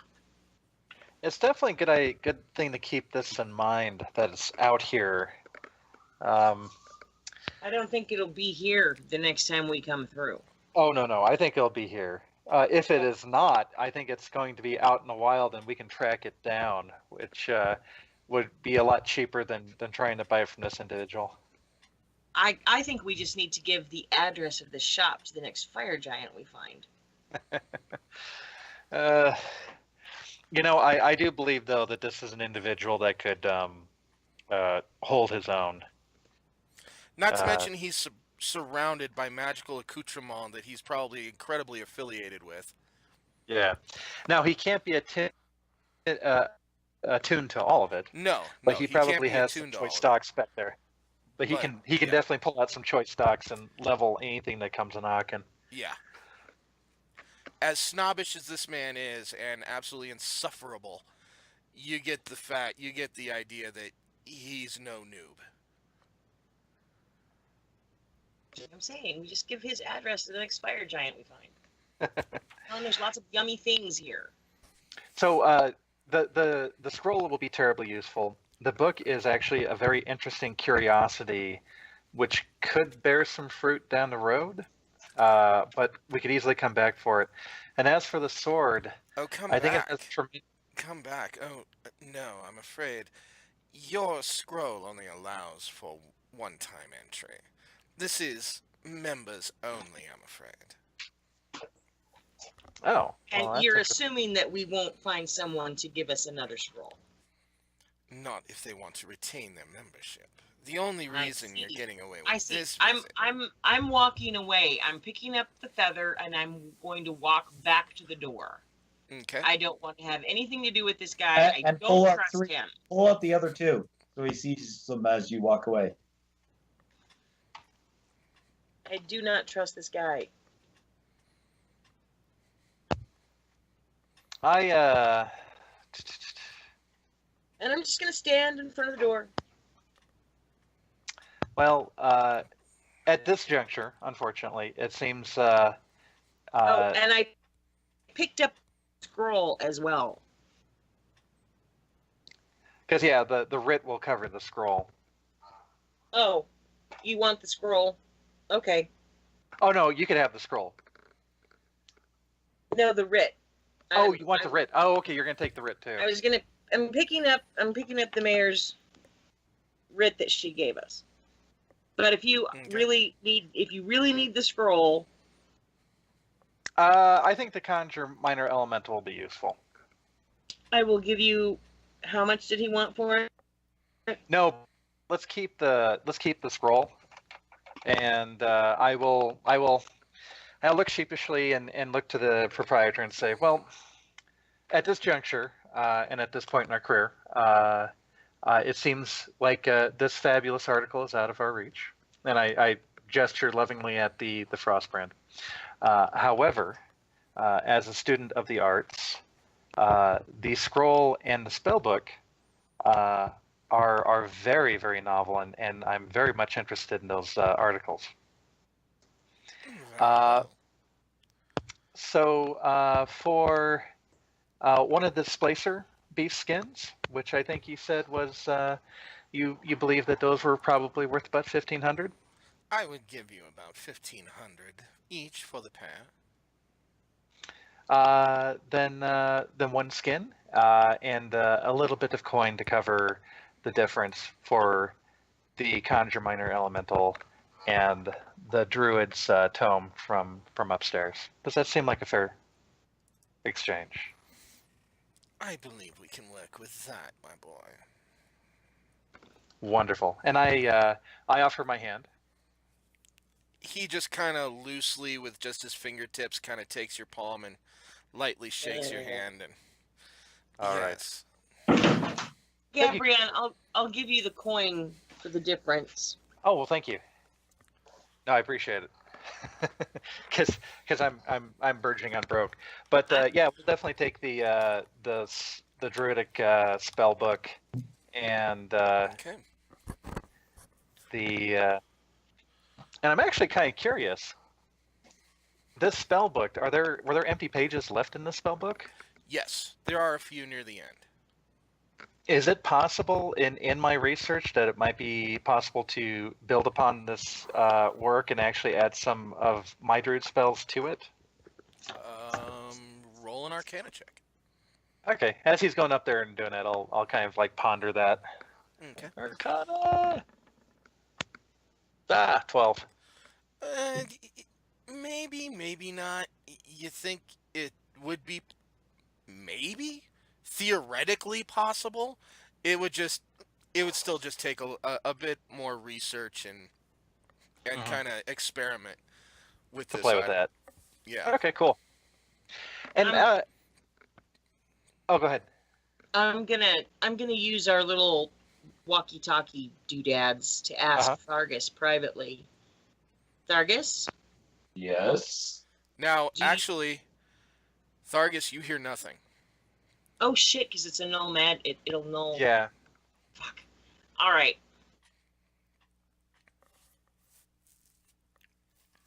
And look at the sword and kind of like make a gesture like Yeah. you really want it. Yeah, yeah. I will use sign language of the thing and the what and the thing. Thargus, do you need that sword?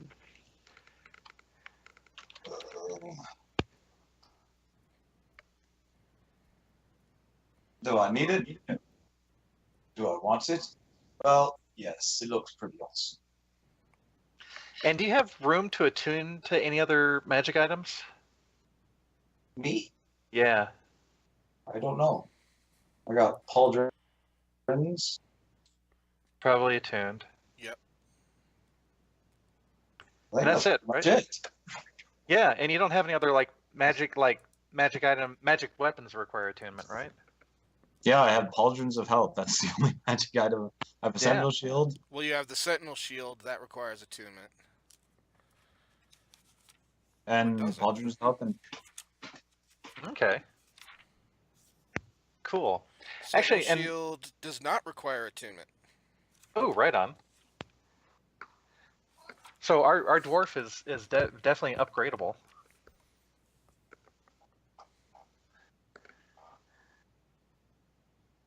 I don't Up know. to you guys. And now, of course, we'll throw the skins and everything else back on the heap too to help buy the. Okay. If you think we have to have it, I don't think we have to have it, but it could definitely be terribly useful in the fight against giants. Well, you've already got him down to what, about 21,000? which is doable, and I have got on me, but I really object to giving this Piece of turd money? this I can't even think of a word low enough to describe what my opinion of him was bad, and then he is in possession of a suit of armor that belongs to the king. Well, I think we can And take solace. it should be in the king's possession right now. Well, I think we can take solace in the fact that with that knowledge and having seen it, we can probably go back to the king and let him know about it.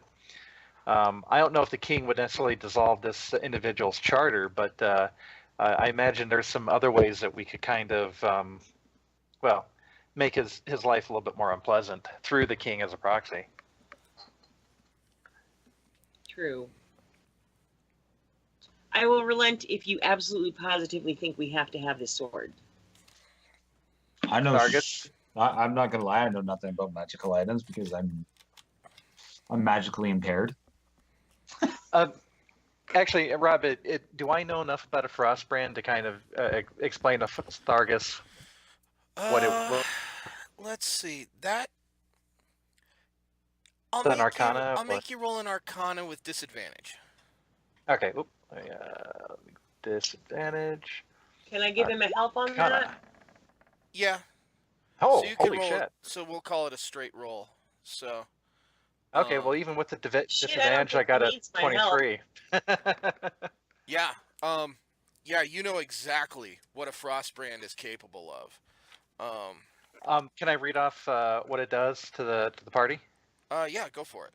Okay. I turned away from it. So. When you hit with an attack using this magic sword, the target takes an extra 1 cold damage. In addition, while you hold the sword, you have resistance to fire damage.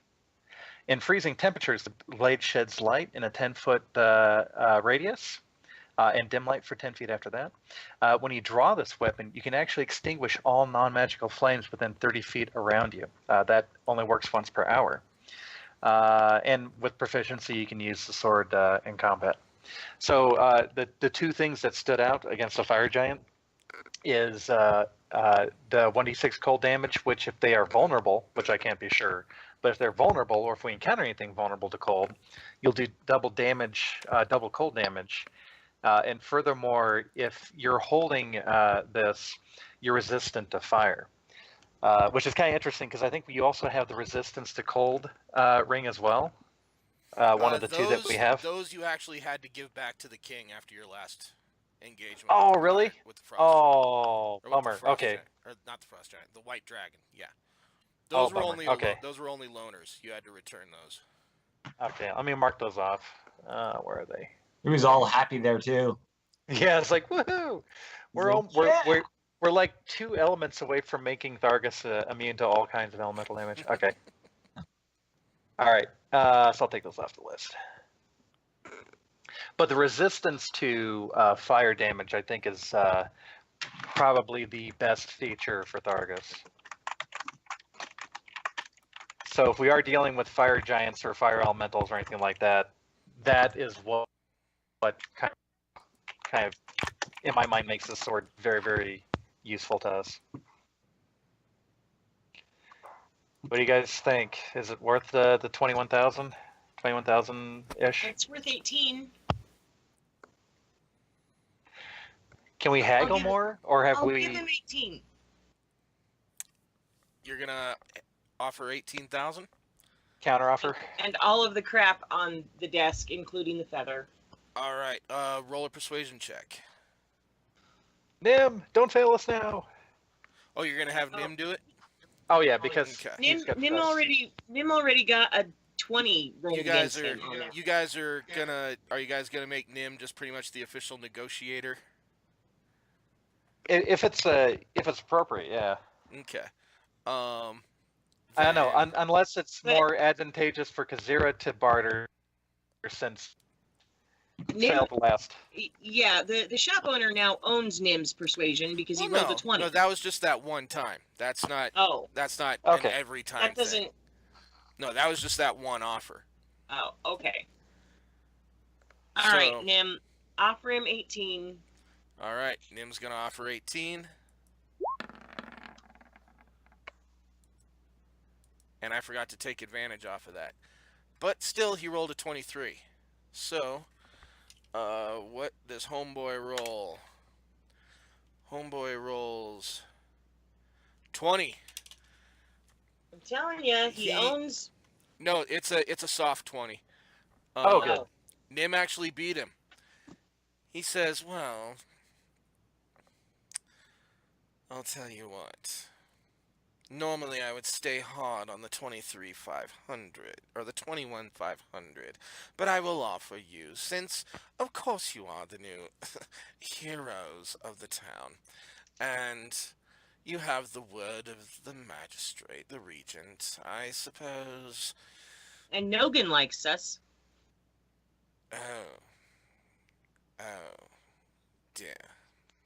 How quaint.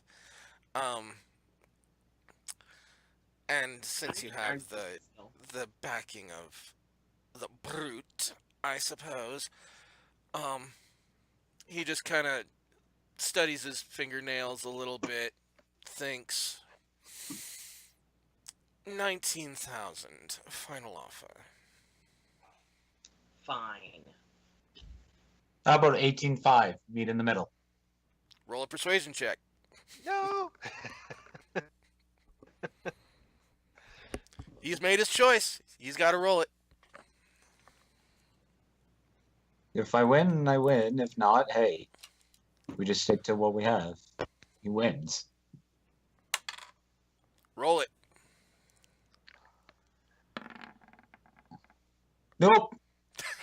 It's a 1900. Sounds good. He rolled an 8 as well. Oh. Oh, So, Ah, roll that. 18 is. Roll that one more time. We're gonna have a tiebreaker. Maybe he's just wanting to go down just to get us out of his shop.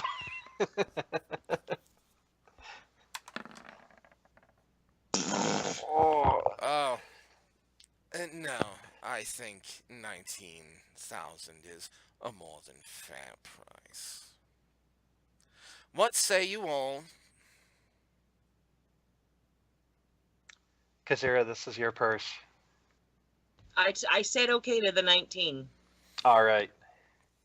All Then, right. then we have a deal. We have an accord. Thank you very much.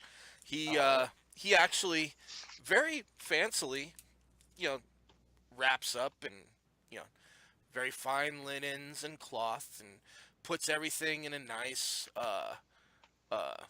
what looks like cherry wood box or chest. Um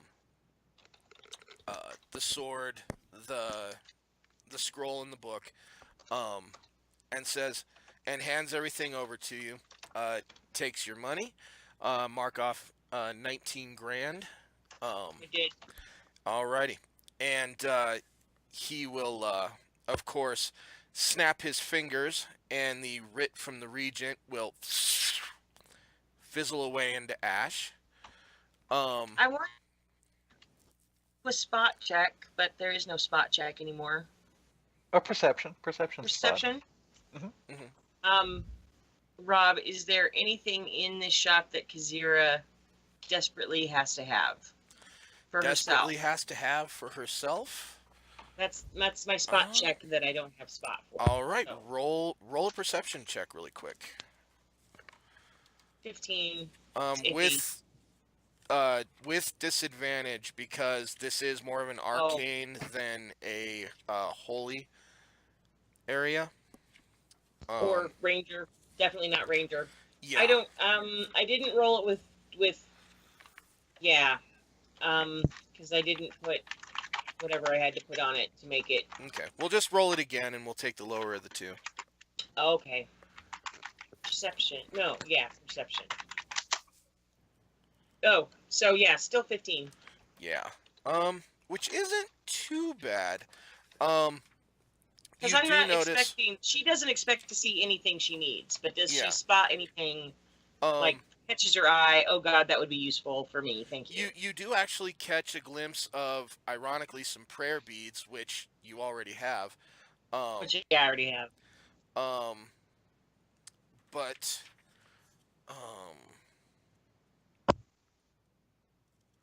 where is it? Can I tell if they're better than mine? I'm trying to find it. They're about roughly the same quality. Meh. All right. Yeah, holy items tend to favor humility and simplicity in their design, And this dude ain't that. whereas arcane users tend to be very ostentatious and detail oriented. So Trying to he, find he it might right notice. He might notice that they catch my eye. But Um, now. I get close to Kazira, and I say we also have the Eye of Sauron sitting What? in our back, wrapped in. So there was the seeing eye that's the acolytes are using to Oh, track yeah. us. and we're not, and we are keeping that like in bags of holding, wrapped in black cloth and all that kind of stuff. The fact that he has, Are you thinking that we should perhaps leave it here? Now, there is something, it's not so much a holy item as it is kind of intriguing weapon item. It Oh. looks like a leather bound, it looks like an arrow sheath. a quiver. Yeah. Um, it has 3 compartments. And it looks like it's metal bound in leather with gold and brass filigree and artwork across the top of it. Would it be an Arcana check to identify it, like as a quiver athlona or something like that, or Yeah. should I make it? Actually, Kazira's the one looking. I'm gonna have her roll the Okay, check for Arcana. it. Okay. Right. With disadvantage? No, just a regular straight up Arcana check. 17. 17. You do recognize this as a, I can tell you it's a magical item. That's all I can tell you that. You would have to do a full identify spell to actually figure out what item it is. But it definitely looks like, it's one single quiver that could hold multiple ranged weapons. I could actually pop a identify with the proprietor's permission. Oh, well, I can just tell you that, of course, that is a quiver of Alona. Each of its 3 compartments connects to an extra-dimensional space that allows the quiver to hold numerous items whenever weighing more than 2 pounds. The shortest compartment can hold up to 60 arrows, bolts, or similar objects. The mid-sized compartment holds up to 18 javelins or similar objects, and the longest compartment can hold up to 6 objects such as bows, quarterstaffs, or spears. Are you thinking that Julian desperately needs this quiver? Well, you're a ranger, right? You actually have. I don't own a bow. Oh. Oh, okay. Yeah, I don't use a bow. I use daggers, and I have never learned a bow because it was not something that was needed Okay. in my trips. It's definitely any, something. Any hunting that I did with traps. Okay. Well, it's definitely good to know about it. We might maybe at some point, if we've done another good deed, maybe with the Regent's permission, come back and check this out. Yeah, because I do believe that Julian does use a bow. Julian and does. Yeah. And it's not like we couldn't, use the compartments to carry around various assorted crap that we own. That's true. I just kind of asked casually, is this something you'd be willing to sell as well? Well, of course it's for sale. Unfortunately, it is somewhat equal in price to the Frost brand. So close to 25,000. Roughly about 20,000, yes. Okay. This is a very, very rare, wondrous weapon. Or wondrous item. It's not exactly falling out of the skies, shall we say. I could go 20,000. Really? for it. Yeah. I mean, definitely if you're up for it. Let me see if I have. Let me see if I have How are you anything I feeling can. about trading that seeing eye you have hidden. Wait. When you say that, I go no, and I covet the bag of holding. No. We couldn't. You couldn't part with the seeing eye? I see what he's doing. I then kind of make a whiny. No, I don't think I. And then I kind of look at the book and I look at what you've thrown down. Oh, but you have thrown down. All right. I can. I don't. We don't need a discount on the quiver, but Are you? I mean, are you going to use the seeing eye anytime soon? Well, no, but What's the? I'm keeping a side eye on the proprietor. What's he doing while we're arguing? Well, Sean, first off, I need to just verify before I take this any further. Um, I need to verify, are you trying to inflate the value of the seeing eye well, to now it for is. the Yeah. shopkeeper's benefit? Now it Um, is, as I understand it, it is a magic item, a ball of scrying. well, no, Select. it's like a monocle Oh, wait, wait, is wait. what Was it is. this Hagrid's or not Hagrid's? Oh God. It's the spy gear from the bad guys. Are we Yeah. talking about the one where you picked up at the bridge way back in the day, Kazira? Where Nim pickpocketed that guard while you were crossing the bridge down south? Well, The seeing gem? I'm talking about the thing that they've been spying on us with. Yeah, that would be the thing that Nim picked. This Yeah. was before you, Sean. Yeah. Nim Yeah. pickpocketed a gem of seeing in the form of a monocle from a guard at a bridge on their way to Cragfall. and this Um, is the same thing that Hargrave and this used. it's not the same thing. He had one just like it. Yeah. But it's not his. And this item is what they use to track you, or what you theorize they use to track you through Karoom with. But it is essentially a gem of true seeing, right? It is a gem of true seeing, yes.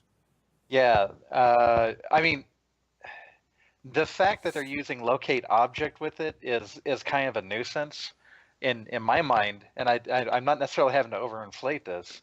It is a ridiculously powerful item. So I don't know. But I'm trying to overinflate it a little bit.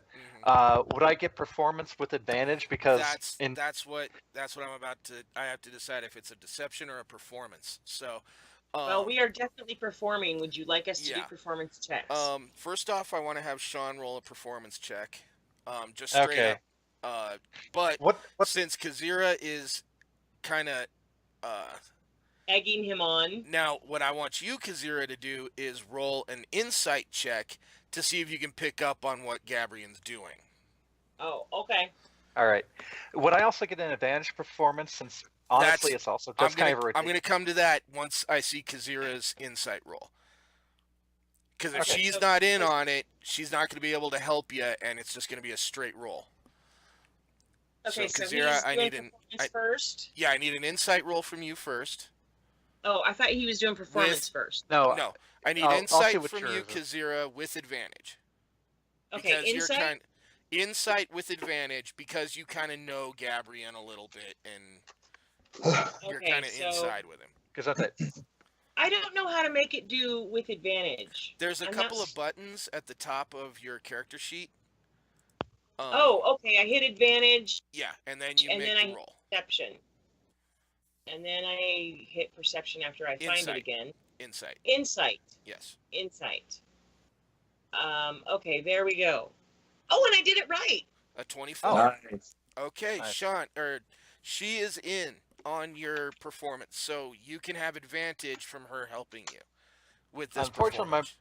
my performance is lame, but we'll see if hopefully with advantage there's something in there. 13. 13.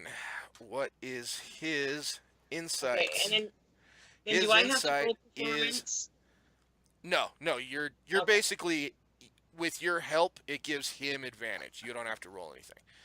Okay. And he rolls an 8. So, you kind of begin to see his eye perk up, and he's kind of, well, let me see this device. I look a little deflated, but then okay, and and this is all the knowledge that Kazira has thrown down a ridiculous amount of money for the group. I take out the monocle. Actually, so I take it out of the black cloth that it's kind of wrapped in. I set it on the counter, and with some reverence, I unwrap it and then take a step back. And actually, I take a step back and kind of look away. Okay. And there's a very purposeful reason for doing that too, so that if they can actively scry it, even in this location, I don't want them seeing any of Well, our faces. he puts his hand over the item, and closes his eyes, and he just kind of, you see his head kind of cocked to the side a little bit, and he gets kind of a frown, and then his eyes kind of poke open, and he just kind of starts breathing really heavily, just and his eyes start to roll if back he's having into an the, eye of he just starts kind of, his mouth goes open, and then his breathing just kind of seizes, and then his fist clenches, and he falls forward, breathing really heavily. Just okay, I offer assistance because I don't want him like, yeah. Where- I kind where of pick him did away you from it. find this? Well, if we told, then we'd have to kill you. Are you interested? Well, it's No. also, and we're saying that with In very little fact, I jest. demand that you get it out of my shop right now. Oh, Now. okay. Okay, Well, I you'll wrap it up and have to toss let him back. He just kind of pinches his eyes and or pinches the bridge of his nose and rubs his eyes, still kind of panting really heavily. Okay, So- and so go ahead, 15 Kazura. for the quiver. Yes, whatever. 15. Just please get this out of. And you actually roll an insight check really quick with advantage. All right. Which That's one of fine. us? Make it a group check. Oh. So everyone roll. Whoa, 21. Okay. Insight? Yeah. And as he's kind of losing or flipping out, I ask him, what happened to you? Well, he looks at you with this look of not so much disdain and anger, but almost feral fear. How about that suit of armor now? He's just this look in his eye looks like he just looked into the very soul of evil itself. And he just Oh. no, Did just we not just mention that we're here. not from around here? please just here, I'll take your money. Here's the quiver. Just get out. How about that suit of now. armor? Enough with the suit of armor, please. Just go. Now. Okay. He's giving us a quiver of Lona and to get us the hell out of his shop. I say we take it and go. Yes, I should have offered 12. Damn it. All right, we quickly, hurriedly rush out the store. And fuck Rob, that. I'm taking damn time, thank you. I'm gonna saunter lazily. He's actually not paying attention to you anymore at the moment. He's just kind of leaning trying on to his scrub his hand. He's just leaning over his counter, just breathing heavily and staring at wide-eyed at what seems like nothing. Just Rob, feral fear in his eyes. When we get back outside, I'm gonna maybe do a retrospective kind of Arcana check. I'm assuming he was using Identify when he did that, or is there any way I can infer what just happened to him when he looked at that monocle? Roll And perception check. Roll perception check. Okay, regular, advantage, disadvantage. Just regular, straight up. Okay. Yeah. You have no idea. Okay. But whatever he saw, it put the fear of God in him. And as you exit the store and the door closes behind you, everything just kind of shifts and dissipates, and again, nothing but a brick concrete wall. And with that, really quick, I'm gonna say let's take a quick break. We broke the shopkeeper. Go Did we get experience for that, dude? Don't worry, I'll let you know at the end. I'm gonna stop emailing experience, and I'm just gonna start giving you guys your experience at the end of the sessions, because I keep losing track. So that's cool. Yeah. And really quick, are we up to 57,400? I've been keeping track That was on. what we were last time. Yeah. Okay. 57,400. So you're a little less than 7. You're about 6,600 away from level 10. Nice. So let's go take a 15-minute break. Well, however long you want, but no more than 15 minutes. Grab a drink, bathroom, whatever you need to do, and we will reconvene here in about 10 or 15. All right, cool. See you guys then.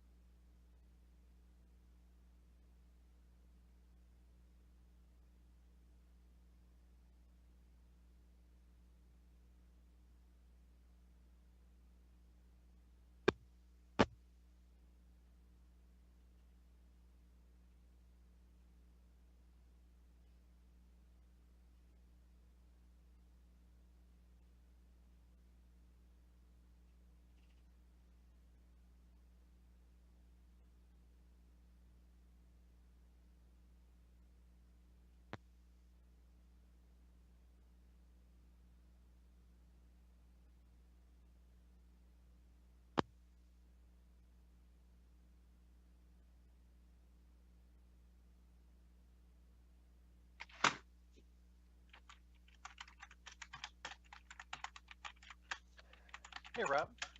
Hey, what's up? Hey. Talking to me or talking to the other Rob? Oh, the other Rob. Okay. I heard typing. I wasn't sure if it was the GM for a second.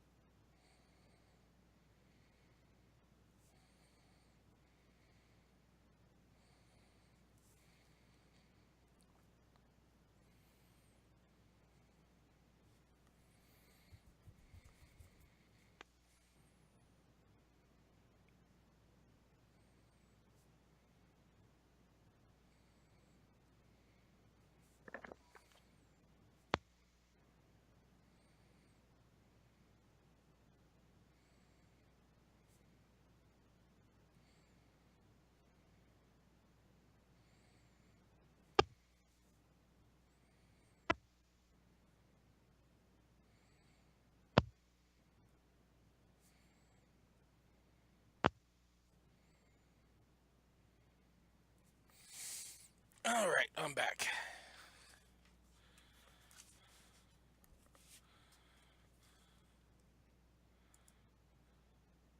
Welcome back. Thank you. Welcome back. All right. I have a silly question. Hargrave, Yes. had he always been an insufferable dick when I worked with him, or did it seem like he changed suddenly and became the vile person he was? With Hargrave, from what I understand of your history, you never worked directly with him. You always worked just kind of peripherally around him, or Yeah, as more um, investigation, he was yeah, more taking people. Okay. yeah. But you definitely, uh, he was definitely aware of you, um, and knew of you. You knew more of him through reputation than personal acquaintance. Um, though your paths crossed a couple of times, and yes, he was an absolutely insufferable dick. Um, Okay. you know enough about him to know that his uh, the way he works is uh, he likes he's kind of very King Henry VIII in the way he likes to keep people's guards down, give them a shred of hope, and then utterly break it down.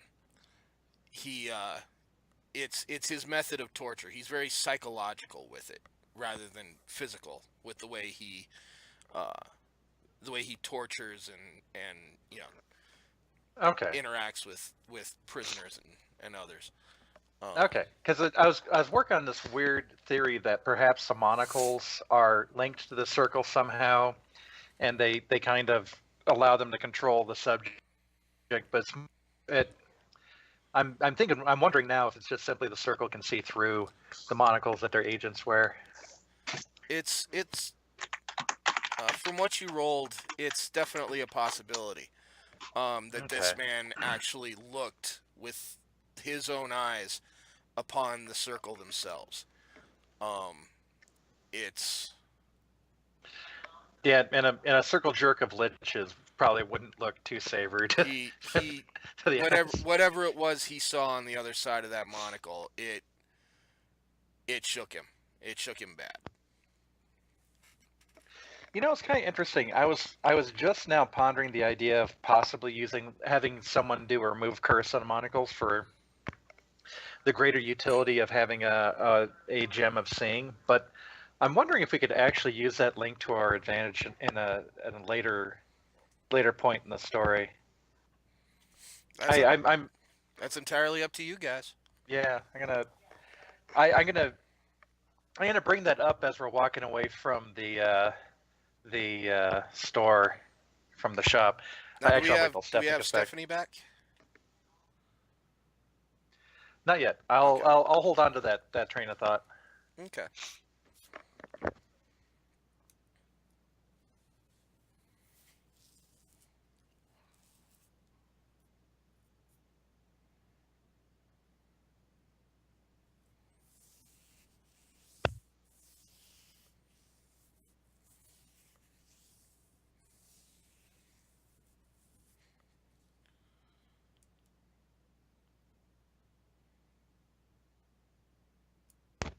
Shit, I'm sorry.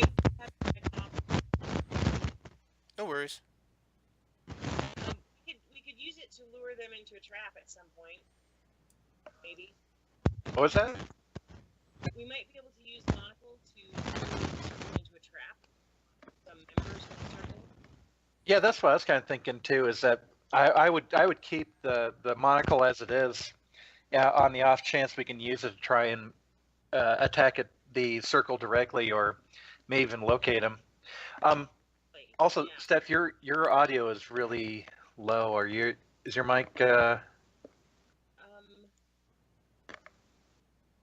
better? No. Is anyone else having trouble hearing Steph? Yeah, me too. A lot of static. Yeah.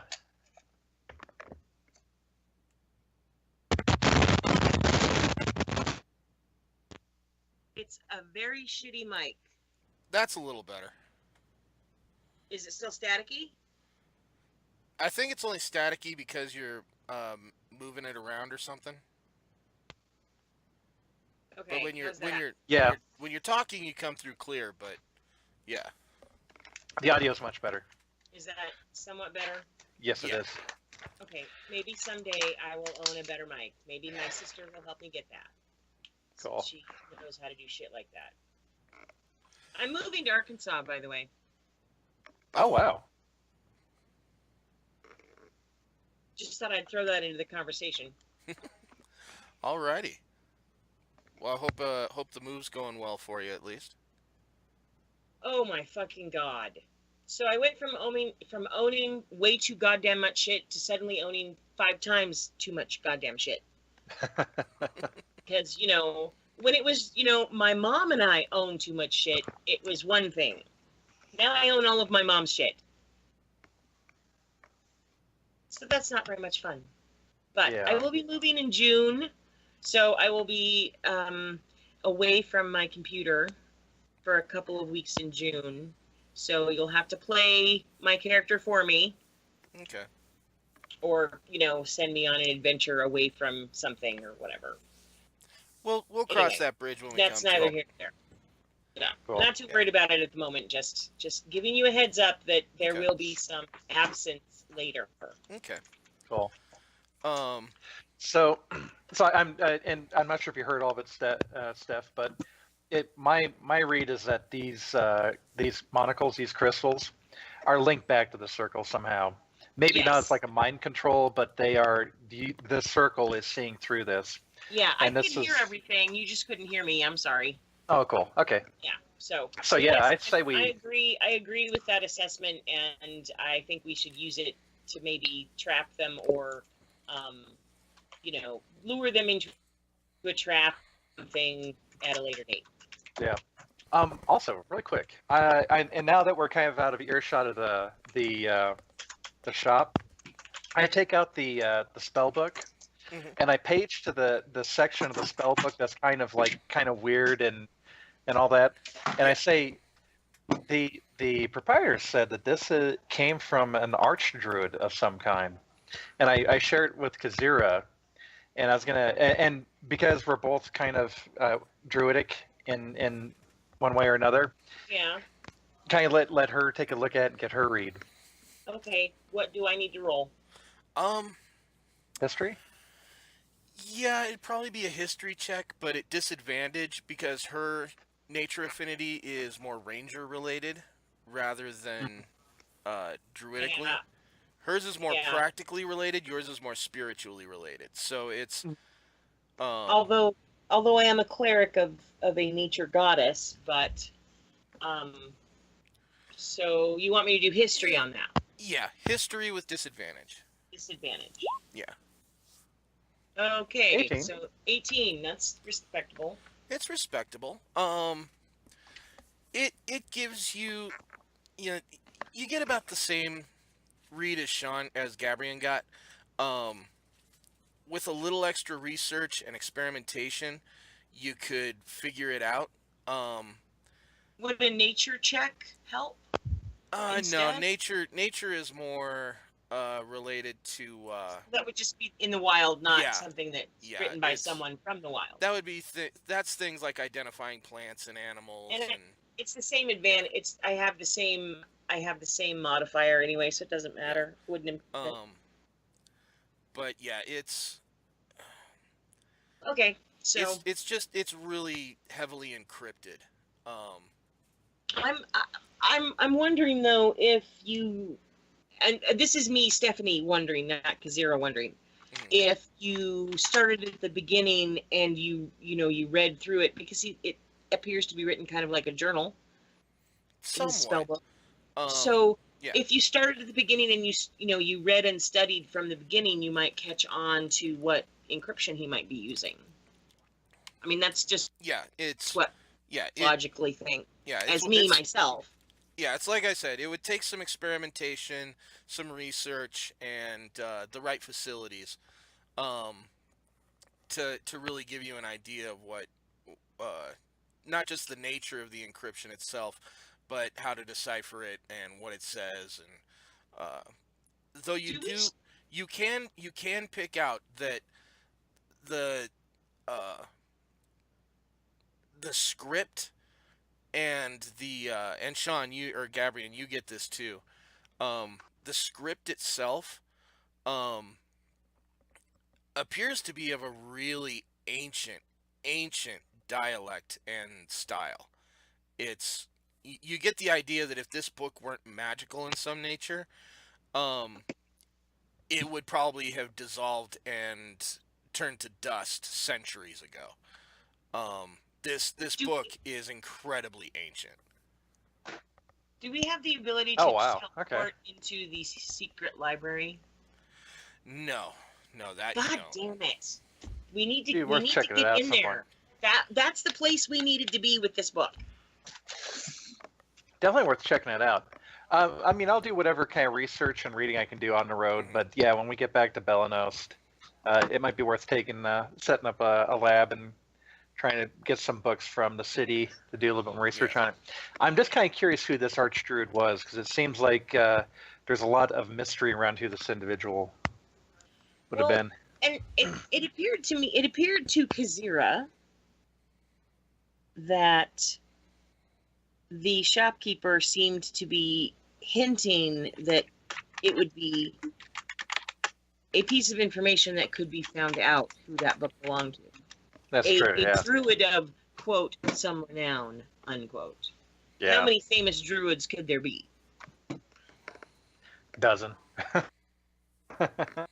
And if you can guess the right, time frame from the age of the book, you might Narrow it down. get lucky. So, anyway, I mean, that just, something to research later. Yep. We will have time to do that after we kill all of the monsters. Well, and considering I agree. druids once they reach that point, Sean, you know this, age They can live incredibly forever. slowly. Yeah.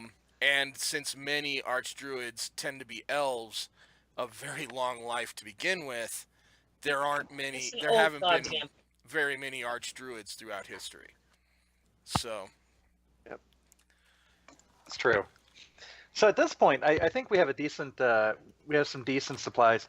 It would be kind of cool to have gotten some cold spells, but at this point, I can make do.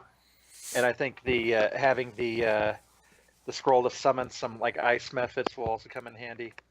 I also feel better because with that sword, um, Thargus will be able to take a lot more of a beating up front. Yeah. Is that a scroll that you can copy and use again, or is this a one-use scroll for the Well, for any the summon? magical scroll, yeah, you can, as long as it doesn't get used or cast, Mhm. you can copy a magical scroll into your spellbook. Okay, so Uh, he can reuse it. Yeah, but sadly though, I'm still a fairly low level spellcaster. I can only do third level spells, and it'll be a few levels before I could do a fourth level. So if push came to shove and we needed to throw it down, I'd probably do that as opposed to scribing it. Okay. And the next level I go up will be as a druid, so I'll have third level druid, third level mage spells. Okay. All right. Is there anything else we want to do in town before we started heading towards Hellcar Bay? I just get our regular, horse supplies and that kind of crap. Yep. Okay. Well, for the sake of brevity, we'll go ahead and say you get through buying all your normal supplies. We'll call it um, general goods. Um, we'll go ahead and call it. We'll say someone chalk off maybe 5 gold to I can do that. restock on rations, horse feed, and all that stuff. All right. Okay, so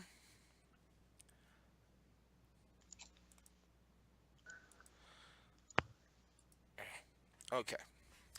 So yeah, let me bring up ye old drawing tool here. Um, so yeah, you guys manage to get back out of town, or stop back at the Glorious Tankard to pick up your anything you may have left at the inn or anything like that. Um, and then you guys make your way down to the wharf, where of course there's always ferrymen looking to send people across the river, either north or south, between the Galen and the Osmit, since the city lies at the confluence of both. Um, so you guys find a relative. Do we see our friendly fairy? Fairy No, boy. your friendly guy was more stationed up here, a little further Okay. west. Um, So we just assume that they're safe wherever they are. yeah. So it takes about a good maybe 15-20 minutes to cross the Osmit here. Um, and you guys now, where are you going to head to once you cross the river? So there was supposed to be like a little fishing village right about here. Is that accurate? Roughly, yeah. Okay. I think that fishing village was probably like the best choice, unless this is more favorable a juncture to cross with. Um, yeah, it'd take you a little longer to get there. Um, but yeah, there. Uh, Weren't we going to go to the fishing village and get a boat to get to the island? Yeah. And I'm not sure if we should have someone take us across or use the fishing boat ourselves.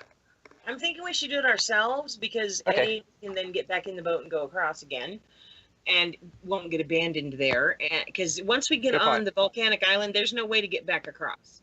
Good and point. I don't trust random ferrymen to stay while we're fighting whatever.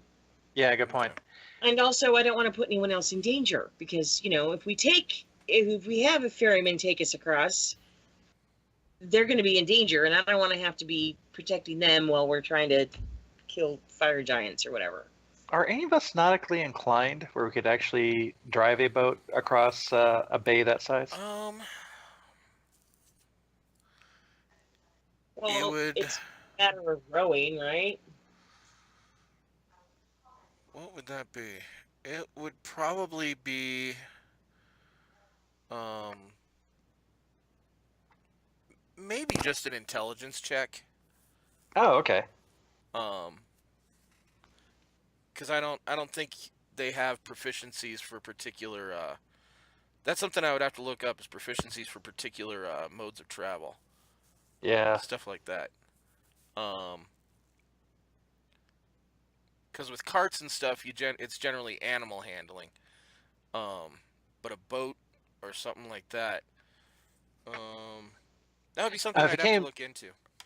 okay. Yeah. So should we at least hit the fishing village first since it's on the way? Sure.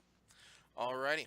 So, you guys kind of take a leisurely trek. It's somewhat flat ground. It's not all that bad or not all that hard to traverse. Um, are you going to be sticking to roads or kind of going uh, through the wilds? I think roads would be safer. Mm, Um, yeah. well, I don't know. We're not necessarily being actively hunted right now, so I think the roads would be relatively safe. And who knows? Maybe we'll encounter some more highwaymen Yeah. who Really. who aren't highwaymen. It's Yeah. funny because every time we have an encounter like that now, it's going to be like, Are you guarding royalty? Come Yeah. clean now. Wait. But before I run you through with my sword, tell me, are you working for royalty in hiding? Do you have any secret information that we might need? Oh no. Okay. Slit your throat. Okay, so if you're going to stick to the roads, it's pretty much a straight shot towards the coast. Um, Okay. and then the roads kind of split once they get to the coast to the west and east. Um, Okay. and you start to take your trek to the northeast a little bit here. Right about the point where you hit here, um, the village itself, is marked right at this point up here. Mhm. But however, once you reach this point, you begin to hear that familiar thundering in the distance. Oh, for Pete's sake! That sounds like uh, the familiar steps of giantry, actually coming from the east. What? From Did the they know we east. were coming? Um, and this actually sounds. It's not the single. This actually sounds like multiple footsteps. It's a thundering herd of elephant giants. Oh dear. Okay. Um, and I don't know if this little town will have nearly as many people to protect it as we did before. You know what? I wonder if we should run ahead and try and evacuate the town. Yeah, the sky is falling. Wait. Rob, was that coming from the east or west? From the east. So these parties are ahead of us on their way towards Towards you. towards us. Oh. Yeah. Oh, you know what? This might mean that the town's already been. Let's So here's what I think is going to go down. They probably have raided that town, which means they probably are filling their larder, which means that there's going to be townspeople live in various states of dead being carried back to wherever they are coming from. We'll probably have to intervene. And they're getting louder and louder. Hide. And now you're starting to hear a set of footsteps coming from the west. Okay. This actually only sounds like about one set though, coming from the west. So we're between two converging Groups. sets of single and or possibly multiple giants. Let's It's get what the it fuck off sounds the like. road, Yes. first of all. Yeah, It sounds like there's a couple coming right towards you, from either direction. Gabrielle, can you send Gordon your up, yeah. familiar up to give us a lay of the land here? Yeah, so I'll send Gordon aloft, and I'll ask Kazira if she could do the camouflage. What is that spell that you were doing that would allow us all to hide? What is that called? Obscure. Yeah. Okay. Put that in the chat really quick for me so I can see. What is it called? Spells.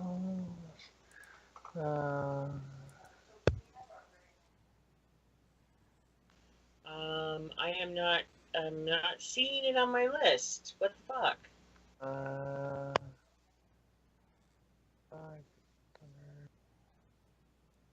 Oh, weird.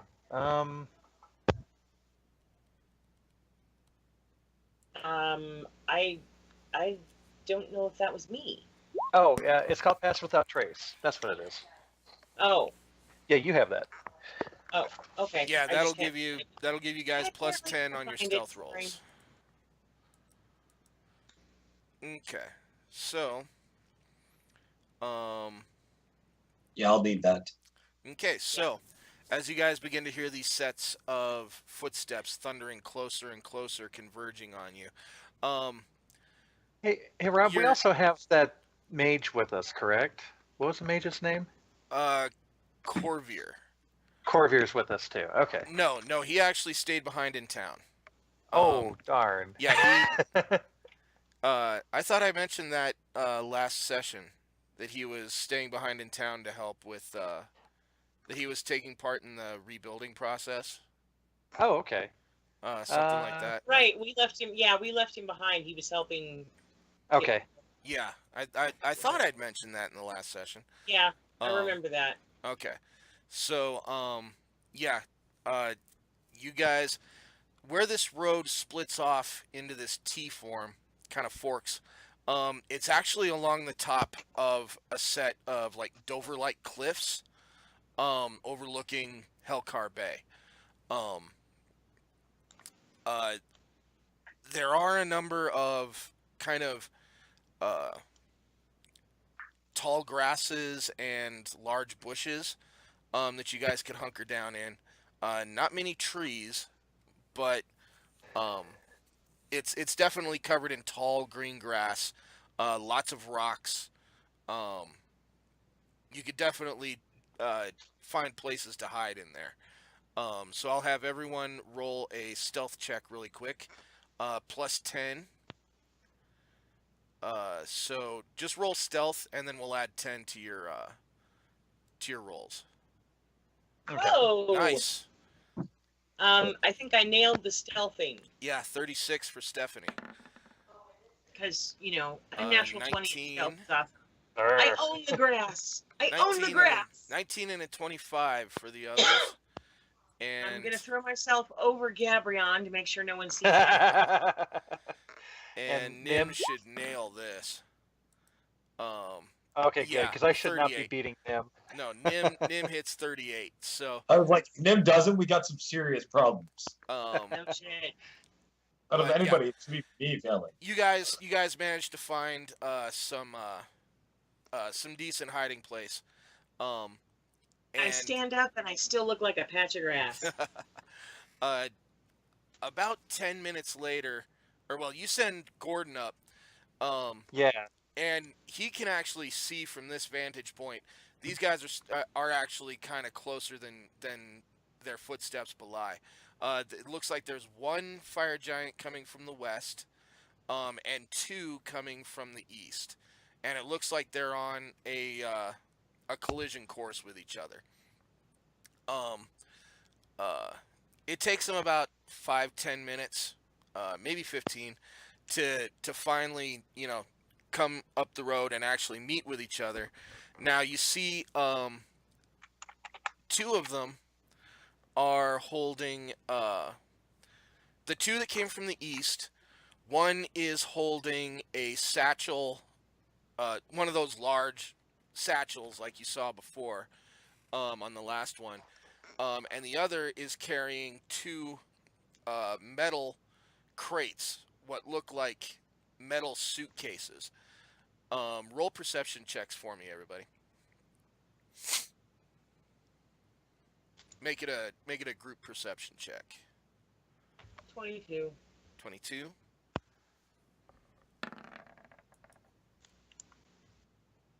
19. 19. And you, Thargus? I gotta take advantage off of Nim's rolls.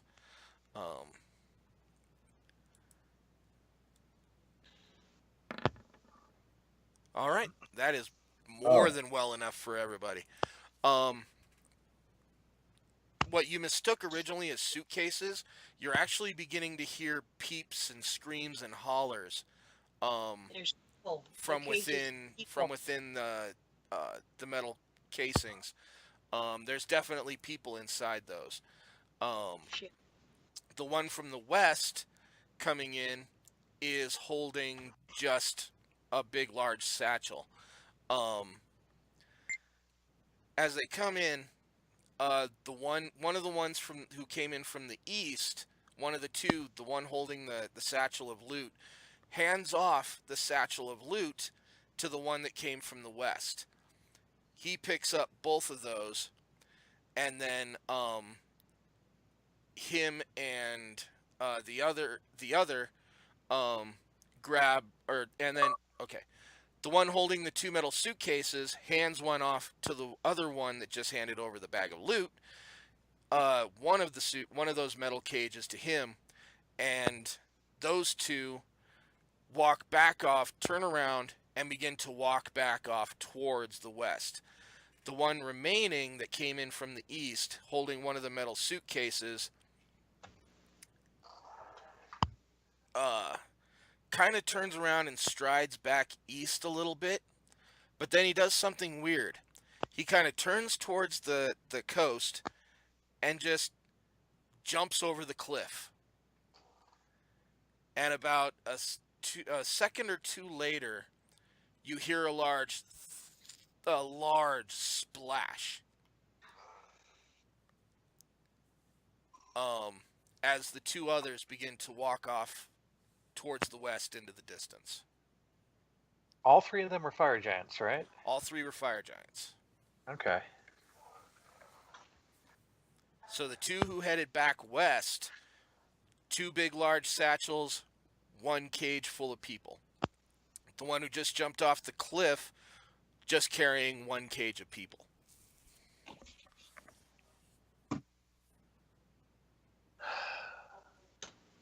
Well, shit.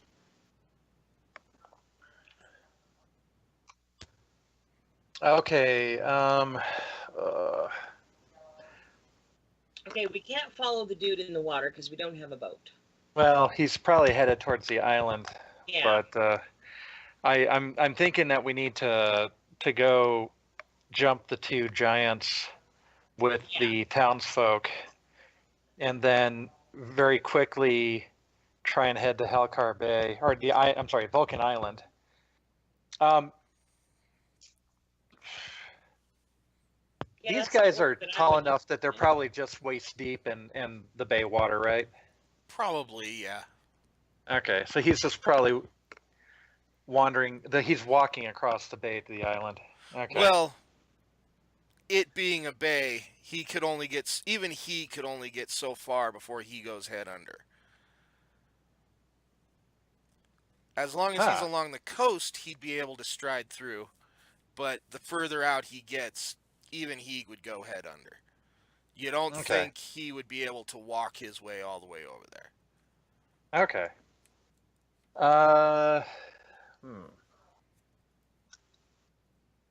We can't do anything about the guy in the water. We Yeah, don't I have agree. any way to get him. So I think you have the right plan. We got to go after the two remaining guys and then head for the island once we get a boat. All right. I like this plan. Happy to be a part of it. Thargus, you want to protect the innocent?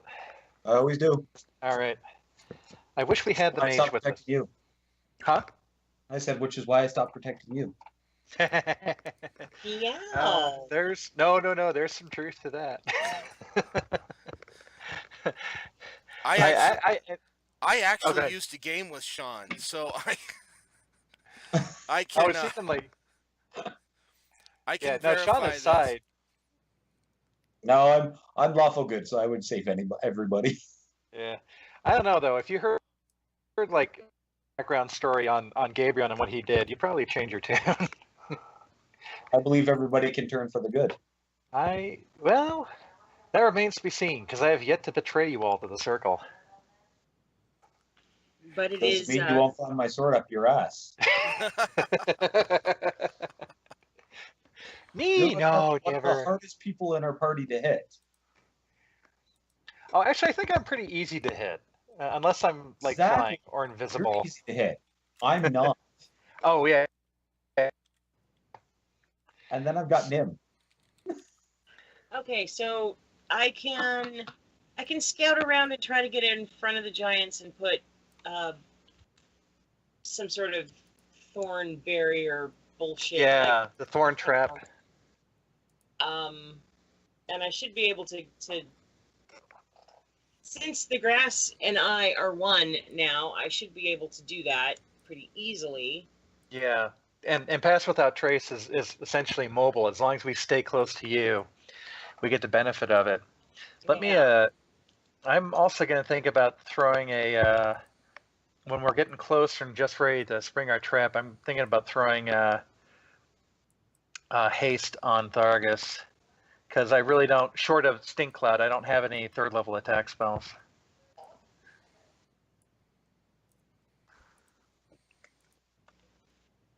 All right. Yeah, I follow Kazira, and Are we still looking at a map? yeah, we're still looking at the map. We haven't sprung our quote-unquote trap yet. Okay. So you guys are going to follow the ones who went to the west? Yeah. Are you going to Yes. peek over the edge at all, or? Oh yeah, definitely. I want to see Okay. where he's headed. Well, Gabrielle, shit, the bird can tell us what the dude in the water. I'm gonna look at it through Gordon's eyes and see what he sees. Okay. Then I'm going to do this really quick. Gordon hops, kind of hovers over the edge, and well, you get kind of a sight you didn't expect to see. You kind of see this. At first, Gordon sees water, but then something catches his eye. It looks like a cutout in the cliff face. Um, and it looks like there's actually what looks like a wooden dock protruding out of it with a boat moored to the side of it. And the giant is starting to climb his way out of the water and onto this dock. Now, is this like a Giants made this dock, or is it an existing? It actually looks like that it's in a pre-existing dock. It's about human-sized. The Okay. giant actually looks kind of awkward trying to maneuver his way onto it.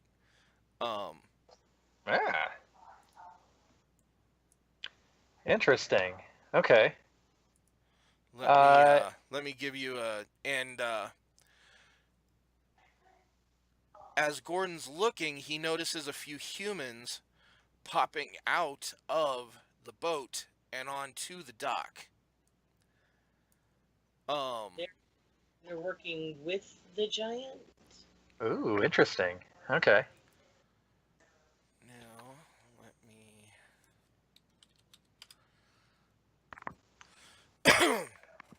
let me bring this up really quick.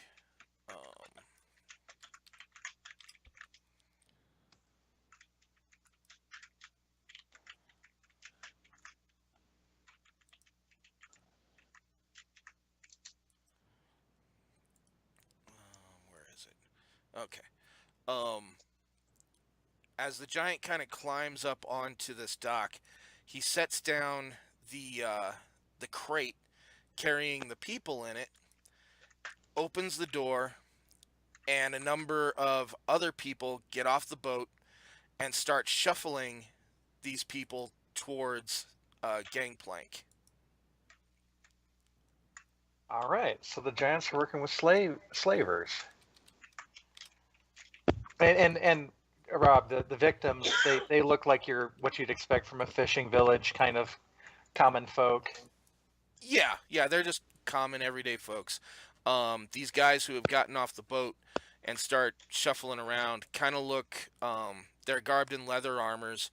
Um, and actually make an intelligence check for me really quick. All right. Int, int. Oh wait, that was that a save? That was a save. I'm sorry. Hold on. Int. There we go. 12. 12. You're not sure what the insignia itself represents specifically, but you do know that it is quite possibly related to certain groups of pirates within the area. I use a cantrip in front of the group real quick and reproduce the sigil in case anyone else can take a crack at it.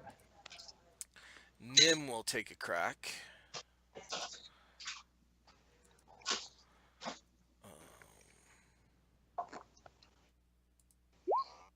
What sort of check do you want on that?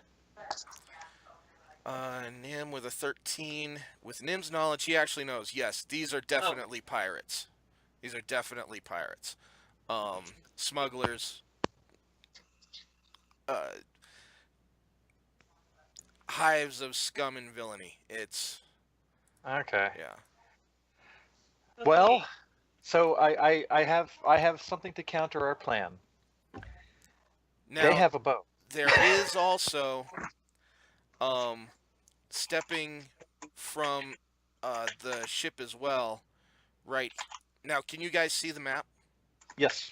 Okay, stepping off the boat right here, you see a couple of robed figures. Hoods drawn, black robed.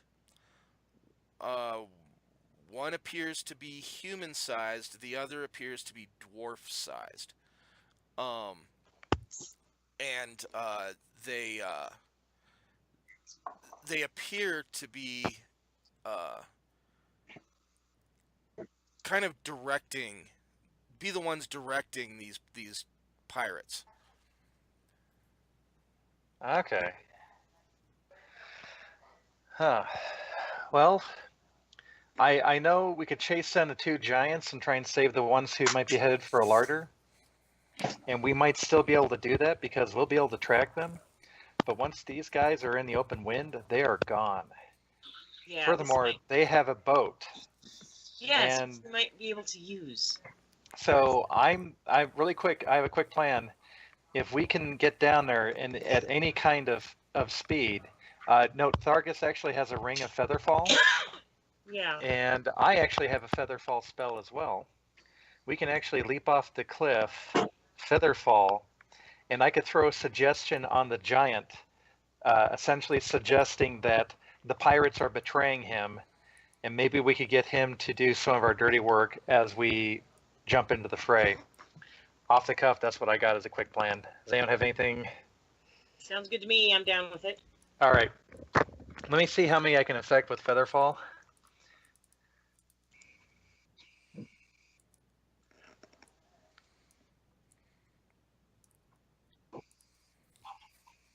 Oh, featherfall. Not fairy fire. Choose up to 5. Okay, you guys have to be willing. I'm willing. All right. Yeah, I have a featherfall. So I say we all leap off the end of the cliff. I'll pop the featherfall just as we're getting to the dock. And maybe on the way down, people can throw off some pot shots. A surprise. How often do people leap off the side of a cliff into the fray? Not ever. Do we like this plan? That's the only plan we have. So. Suicide mission it is. Yeah. Well, okay, and that's actually this would be a really, really tough fight. It would hinge on us getting the giant to leap into the fray too. Yeah. You deal with the giant. I'll deal with crowd control. You're the one with the giant killer sword. All right, then. I'll Okay, make the then. giant my bitch. All right. Okay. Rob, is it possible like an intelligence check to see to vaguely gauge how completely outclassed we are? Like, is there like a You know, is there a way to gauge this situation to see if this is a tenable fight or if we're Perception just or insight. yeah. Well, that's kind of an interesting thought because Thargus, as a Fighter probably has a fighter, pretty good idea. actually has an ability. If I can bring it up really quick without too much work. I don't know about my ability, apparently, because I'm trying to learn this one. Where's his character sheet? Oh, know your enemy. When Yeah. you reach 7th level, you can spend 1 minute watching your enemy in or out of combat. Doing so gives you information about their abilities. The DM can tell you if the following abilities are you're equal to, stronger, or weaker than your own. All right, ability yeah. score, dexterity ability score, constitution ability score, AC, current HP, total levels, fighter levels, if any, for the last two. Yeah, actually, if we can get Thargus up the cliff and have him look down. Yeah. Rob, in this map, is this essentially we're looking down from the cliff, that stony area? Yeah, you're essentially looking down the cliff at this area here. Okay, yeah. Let's let Thargus. I'm hoping that's going to take them time to load up their captives. To give Thargus the time he needs, and the captives will be out of harm's way when we actually start throwing. I technically have been spending over a minute watching these people. Yeah. Well, technically, in game terms, you've only been spending about 5 or 6 seconds. Touche. So, Yep. yeah. Are you gonna spend the minute to? Because a minute is literally 10 rounds. So are you gonna? Yeah. Yeah. I think that's fine. Each turn is 6 seconds. So, or each round is 6 seconds. So a full minute is 10 rounds. But yeah, as you're studying during this, eventually these two shady characters, during your studies, hop into this rowboat here and begin. Shit, I thought I ungrouped you. And begin to, as soon as, there we go, and begin to kind of row their way off. By the time you finish your minute, they're right about around here. Yeah. Okay. So yeah, this is what you're looking at, and the fire giant has actually turned off and begun to walk his way back off the pier. So, what information, which on that list do you want to know?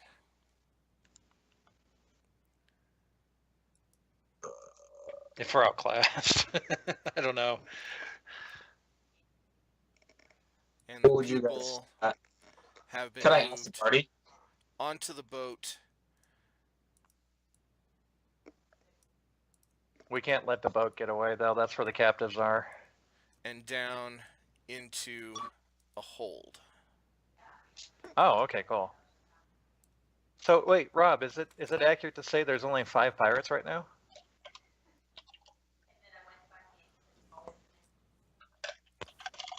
I'm sorry, 1 second. Okay.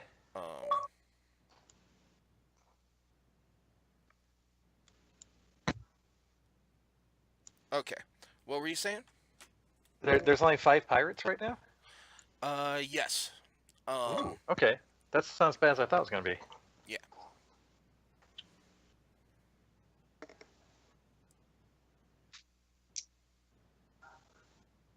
So you're wanting to change the plan to take out the pirates since the giant has walked away and the robed figures are making way from here. Yeah, Take I out think the pirates, neutralize that, go after the robed figures.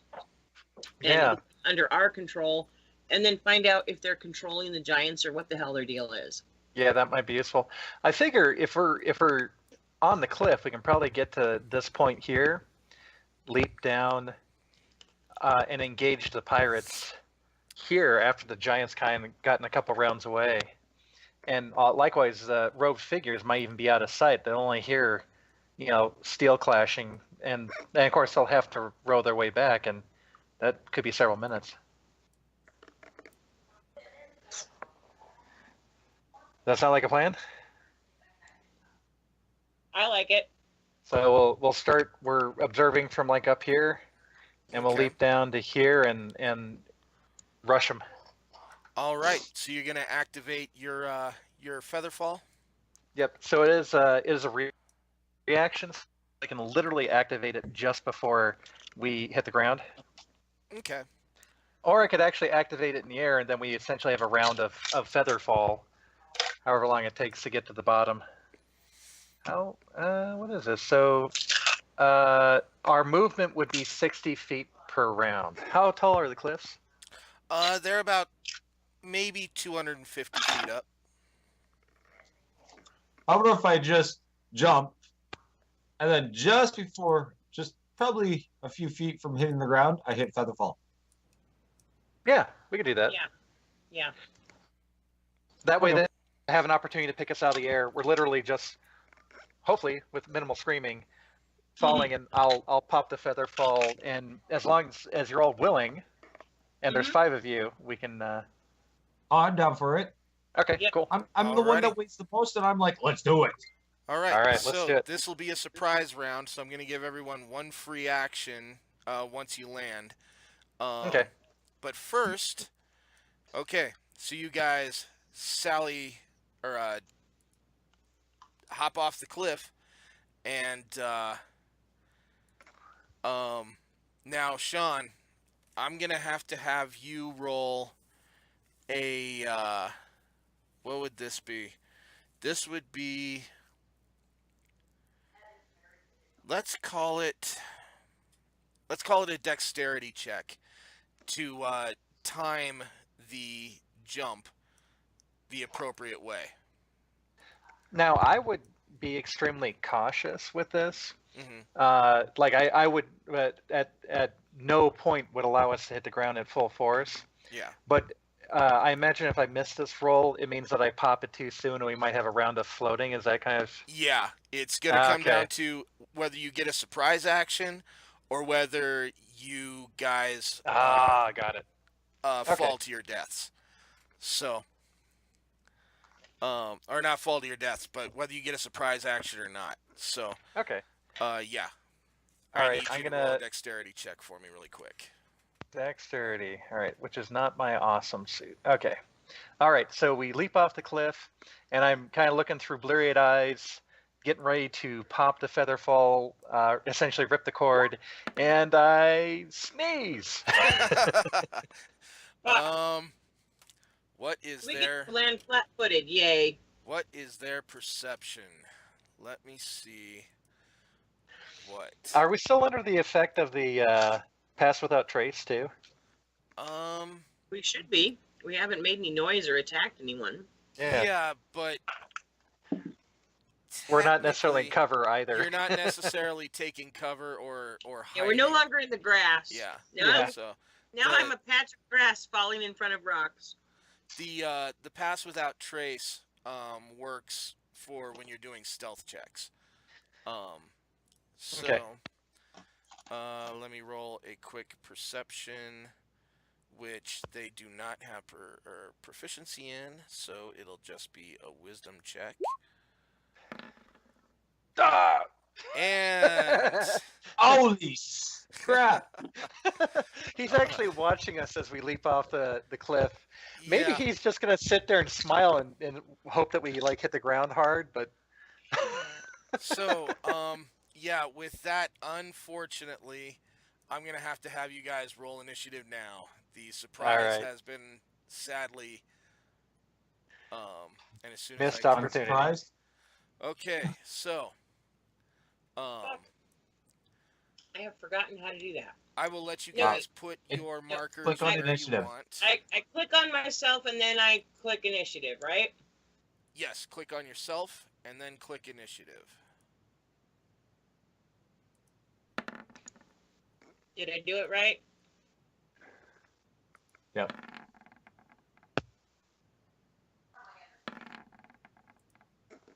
Oh, And how much further did the giant get away as we were prepping for all this?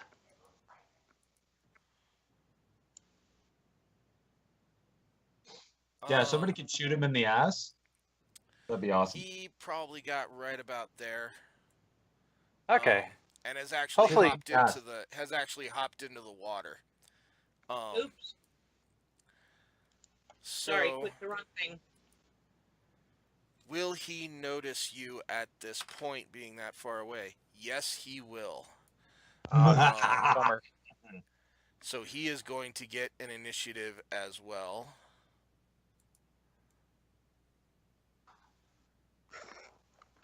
Come on.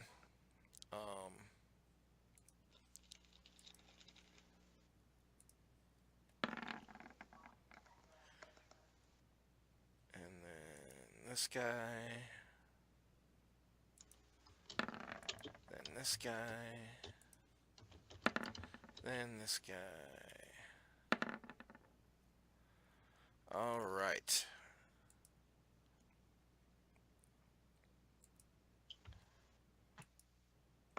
That's not my initiative. Yeah, she rolled I a 17. I did, but I was trying to click on the little thing over here with the.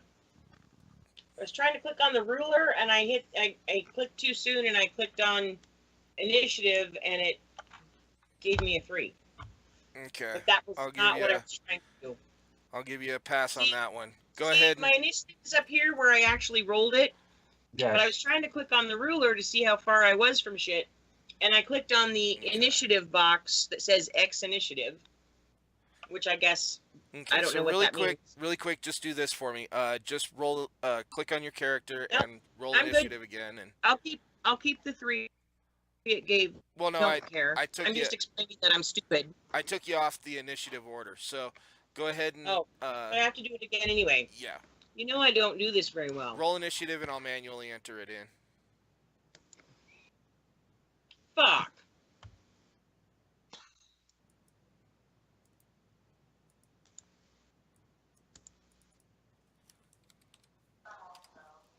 All right. So. Oh, All right. wow. 20. Right on. So we have our order. Okay. Oh, there. Um, Okay. now- Stupid. We're probably only going to be able to get one round in before we have to call it. So, go ahead and Thargus, you're up first.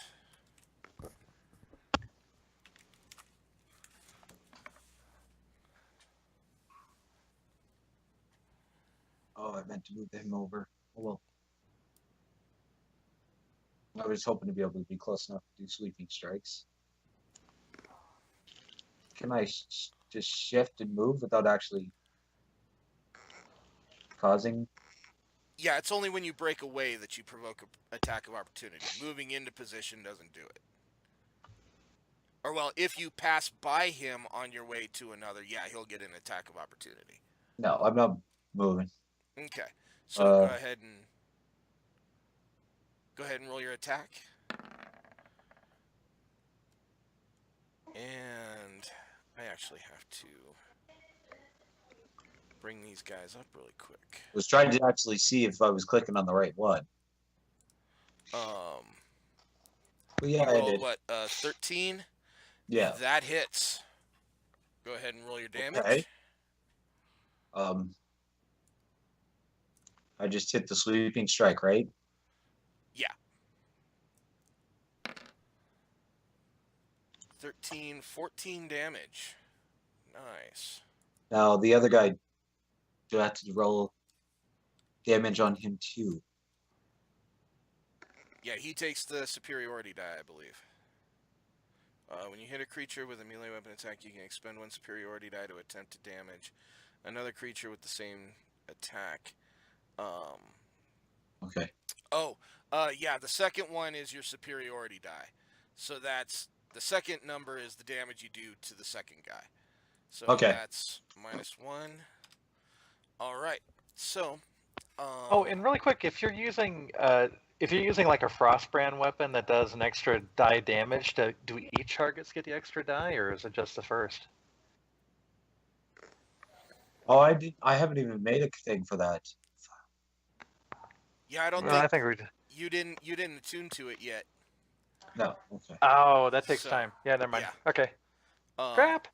Yeah, you got to announce you're attuning to it. You would have had time in the travel to do it, but I thought I was already attuning to it. no, you didn't announce you were. So, Oh well. um, uh, Okay. so yeah, second attack. Well, I'm gonna be using.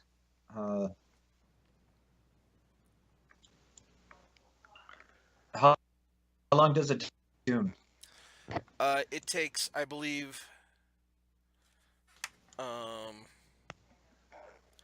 attuning. I believe it takes 2 hours of concentrating on an item to attune to it. It took at least that long. We had to attune ourselves to the rings of cold perception. And it took us. Attunement. We did it overnight.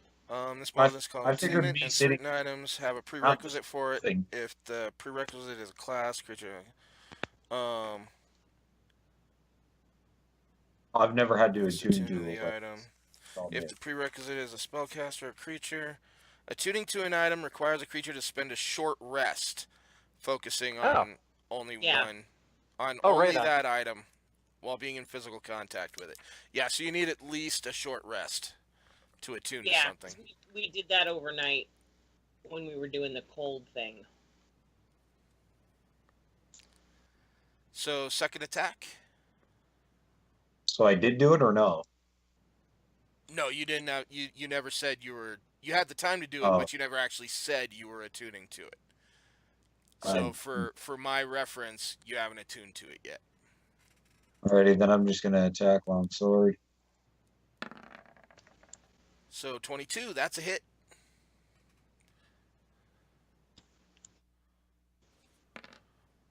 Roll through damage, 12 slashing. All right. All right. So, and is that going to be your action? That's pretty much all my action. Okay. I can only attack twice. Then next up is Kazira. Okay, I'm going to take my movement and this guy up here that's next to the boat. I'm going to go up here to this guy, or maybe I'm not. That is the movement thing. Select move. I selected move. What the fuck? It shows you should be able to control it. Okay. Right there, where the little arrow is, dude's 18 feet from me. That guy. Is he the leader guy? Who is that guy?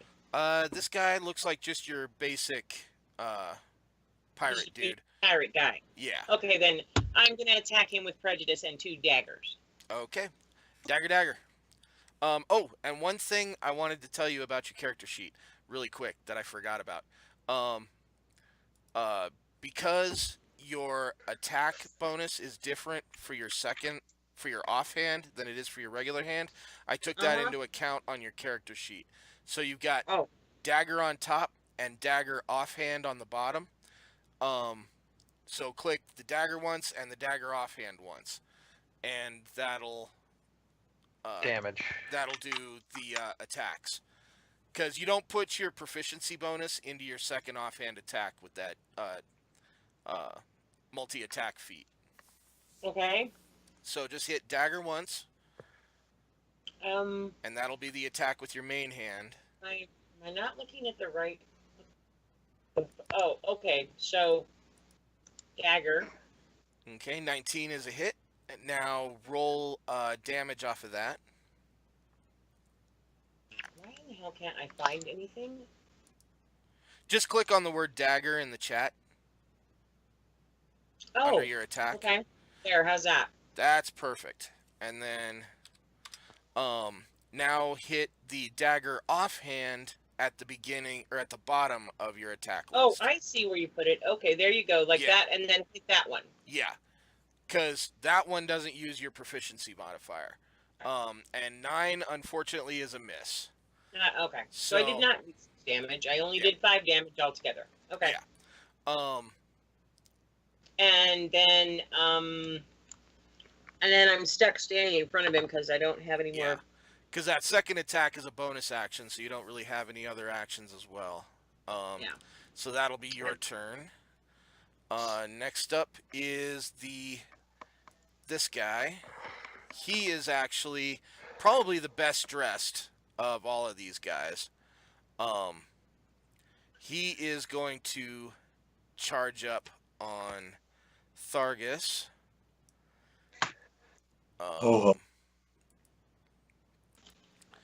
And he is going to attack with his scimitar. First attack is a 6, which misses. Second attack is a 22 that hits. I believe so. Yeah, 22 is a hit. So he does 4 slashing on you there, Thargus. That's There we go. That's his turn. Did you just take it off? Yeah, I already took it off. I was about to do it, and all of a sudden, I was like, "Wait, did I not heal myself up?" I'm on a bit of a time crunch, so I got to get through I want to get through at least one round of combat. So Okay. next up is this guy. I forgot what stat block is he using? He's using that stat block. So I will pull that up as his character sheet.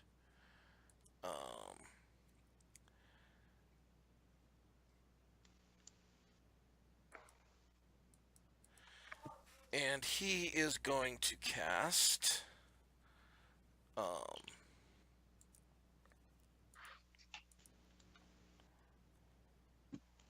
if I can find it. He is going to cast Magic Missile. Is he drinking Mountain Dew?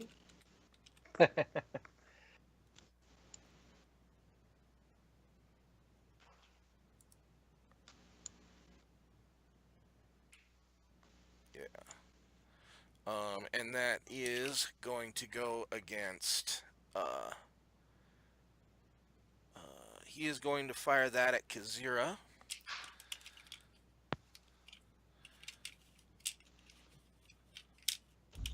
As soon as I can grab these.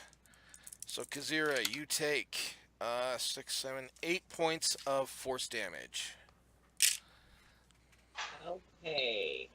8 points? Yeah. Okay. Done. Next up is the fire giant. He noticed you guys definitely, so he's going to wade his way. As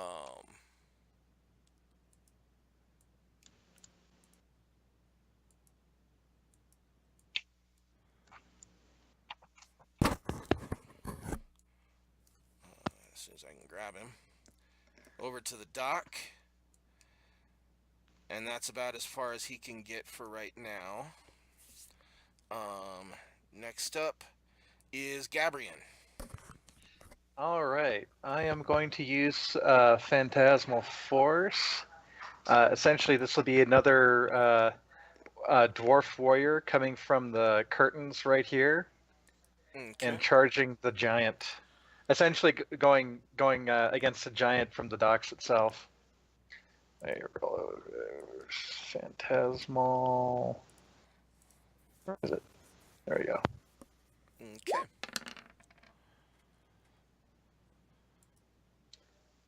And then yeah, charges the giant and does a whopping 6 points of psychic damage. 6 points of psychic damage. Okay. Mhm. All right, and I gave you control of the little token down here, Ooh. so Right on. that way I don't have to worry about trying to figure out where you want to move him or anything like that.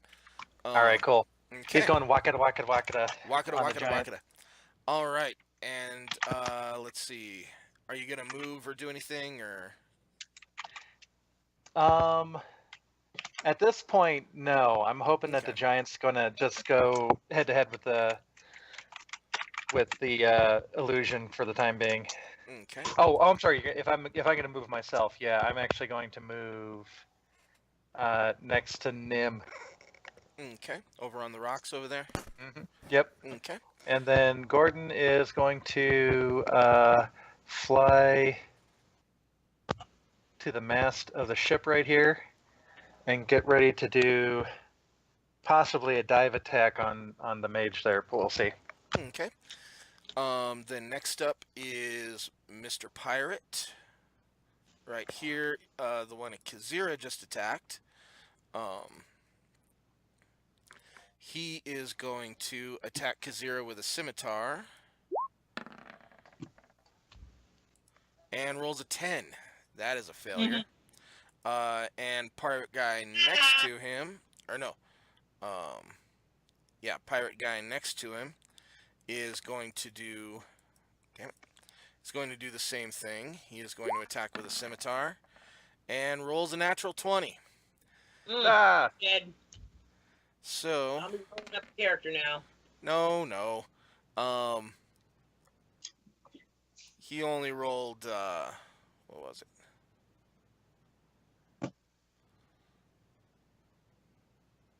Shit, he only did 6 points of damage. That was pathetic. Okay. I'm still 1 point Yeah. over my normal amount of hit points because I had extra from last time. All right. So can I have a free action to taunt them? You yeah, I'll let you take a free action to spout obscenities. Yay! And with that, we are going to call it a day. cool. It's almost 4 o'clock, so I will go ahead and keep this saved up as is. And we will go ahead and reconvene on the 15th. Or no, the 22nd. April 8th. Yeah, on the 22nd. Okay. So, let's see. I will go ahead and say this one. You did manage to haggle for some really big items. I'll go ahead and say everyone. And scared him and broke him. Yeah, that's true. We Yeah. defeated a high-level caster today. Well, not necessarily defeated, but Broke. yeah, considering the vast majority of this one was role play and a lot of shopping, it's gonna be a little low, unfortunately. But I'll go ahead and say 700 experience for everybody for today. Next one, you'll definitely get a whole lot more. So once we get through this If we combat, Yes. um, Okay, I'm sorry. You said 400 XP, 700. 700 XP. Yeah. So, So I'm showing a total of 58,100. yeah. 58 Okay. 100 will be the end result for everybody. And Yep. I already did it on Nim, so you won't have to worry about that. All right. Well, thank you, not just everybody for your participation today, but thank you for your patience over the last month. For all the rescheduling and all that. Hopefully now my schedule should be a little more leveled out, so I'll be able to stay more on track. But yeah, thank you everybody. I will see you all on the 22nd, and All right, cool. yeah. I should have the video posted up by Monday afternoon, so Nick Right will on. be able to watch it and catch up. Thank you very much, everyone. Have a glorious 2 weeks, and I will see you all on the 22nd. Yeah. All right. Thanks, everyone. Thanks, guys. Have a So- good day.